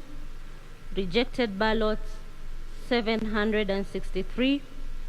Odinga Raila 36,143. Ruto William 14,492. Wahiga David 101. Wajakoya George 266. Tharaka Nithi County, Mara constituency. Total registered voters 73,248. Total valid votes 50,493. Rejected ballots 290. Odinga Raila 4,902. Ruto William 45,182. Wahiga David 134. Wajakoya George 275. Another constituency, Busia County, Nambale constituency. Total registered voters 50,545. Total valid votes 33,686. Rejected ballots 318. Odinga Raila 28,363. Ruto William 5,086. Wahiga David 55. Wajakoya George 182. Kakamega County, Mumias East constituency.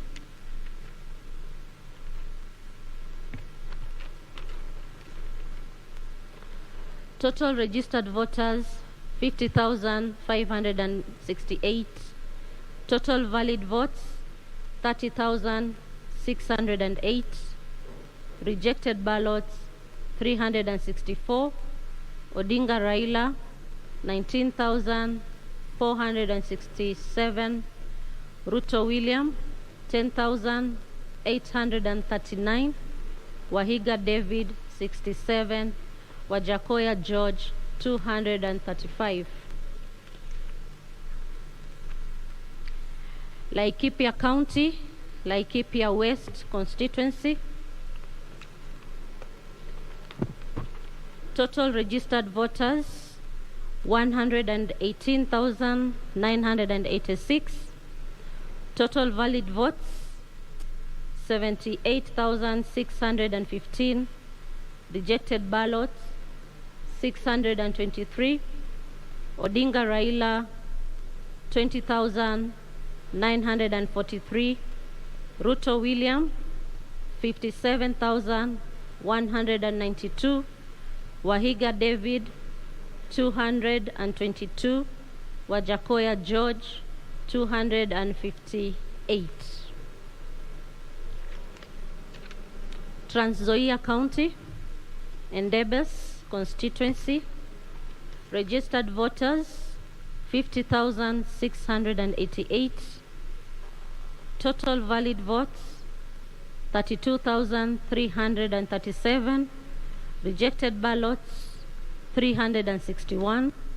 Odinga Raila 13,954. Ruto William 18,255. Wahiga David 50. Wajakoya George 78.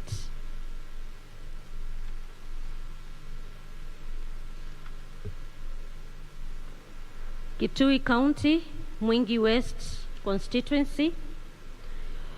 Total registered voters 57,138. Total valid votes 37,789. Rejected ballots 328. Odinga Raila 26,470. Ruto William 8,855. Wahiga David 162. Wajakoya George 302. Thank you as you await for more results. That has been the Vice Chairperson of the Independent Electoral and Boundaries Commission, Juliana Cherera, giving more results as they are trickling in. And of course, we are here trying to crunch those numbers. And the good thing is that Iebc today talked about they are endeavoring to ensure that they're picking the pace so that they may save Kenyans a lot of anxiety. And I have my panel of experts right here. We are trying to put things into perspective. And Doc, you were talking about the affirmative. Yes. And we are doing quite well in the SDGs, in the Vision 2030 as well. A good one, like we've said, as a nation develops, it is supposed to leave no one behind. And that's a clarion call when we talk about the Sustainable Development Goals. And we have seen Kenya being in the forefront. And for your information, we have had both men and women in key leadership as far as our global space is concerned. We talked about Wangari Maathai. She occupied a great space. We have got many more women who have occupied globally recognized leadership positions, and they are Kenyan women. And similarly, we have got men. So in the cause of driving the Vision 2030, right from the economic recovery strategy, we have seen women in the forefront of leadership, be it in government, be it in private sector, be it in the very levels of faith-based organizations and in families. And women have unique resilience. So when you give them education, when you respect them, when constitutionally you open up spaces that favored men from a patriarchal cultural mindset, women can deliver greatly, because that has been showcased. And can we say thanks to the leadership that is currently exiting office? Because we have seen, even in the military, we have seen even at the judiciary, one arm of the government, and in so many, even in positions of power, CSs, CASs, PSs as well. The top ministries that we have under the exiting government, you can count and see strong women in strong cabinet positions, and in fact, in other equally strong calling areas for leadership. And let's not shy away from stating it. We have had 2 women being the cabinet secretaries in charge of the Ministry of Defense. The Ministry of Defense plays a critical role, not just for Kenya, but the entire globe. Regionally, we have seen those women play a very important role. And that is in tandem with our diplomatic policy, where one of the pillars is peace and security. We have seen women who are our cabinet secretaries in the Ministry of Foreign Affairs. We have seen women heading a critical docket, the docket of energy. Then over and above that, go to KEPSA. And remember, then it means there is political goodwill. When you find this kind of a scenario where the same leadership of KEPSA, which has got quite a number of women, having monthly, weekly, fortnightly round tables with diverse cabinet secretaries. So as we walk the journey of our national vision, the regional vision, the continental vision, and the global visions of leadership, our women have been empowered, have been included, not excluded, as far as the current regime is concerned. And we are grateful for such kind of a visionary, inclusive leadership model.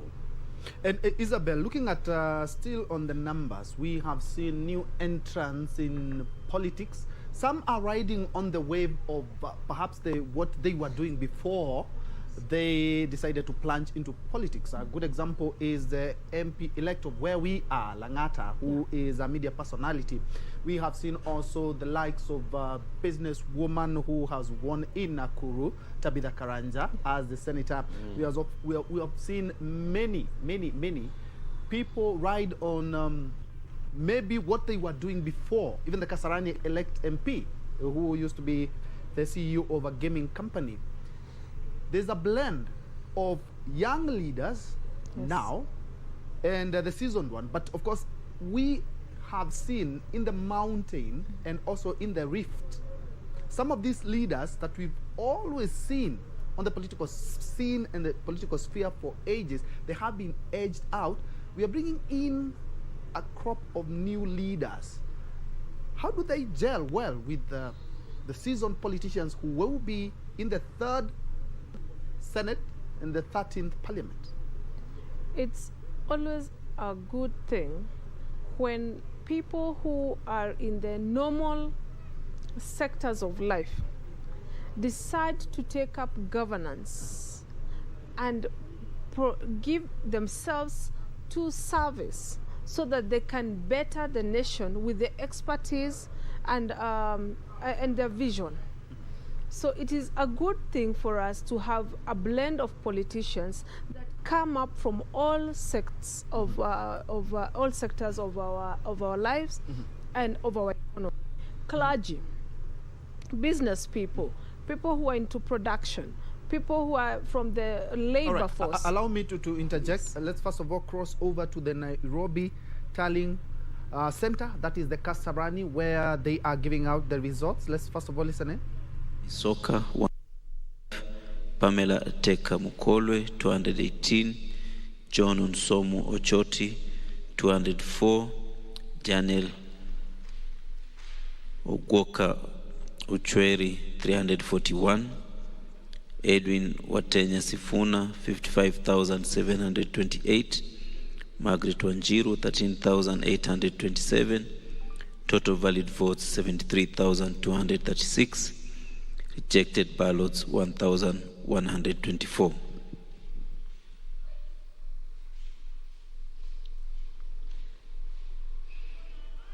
County Woman Representative to the National Assembly election results. Dwaraka constituency, code 281. Registered voters 124, 482. Valid votes in favor of each candidate.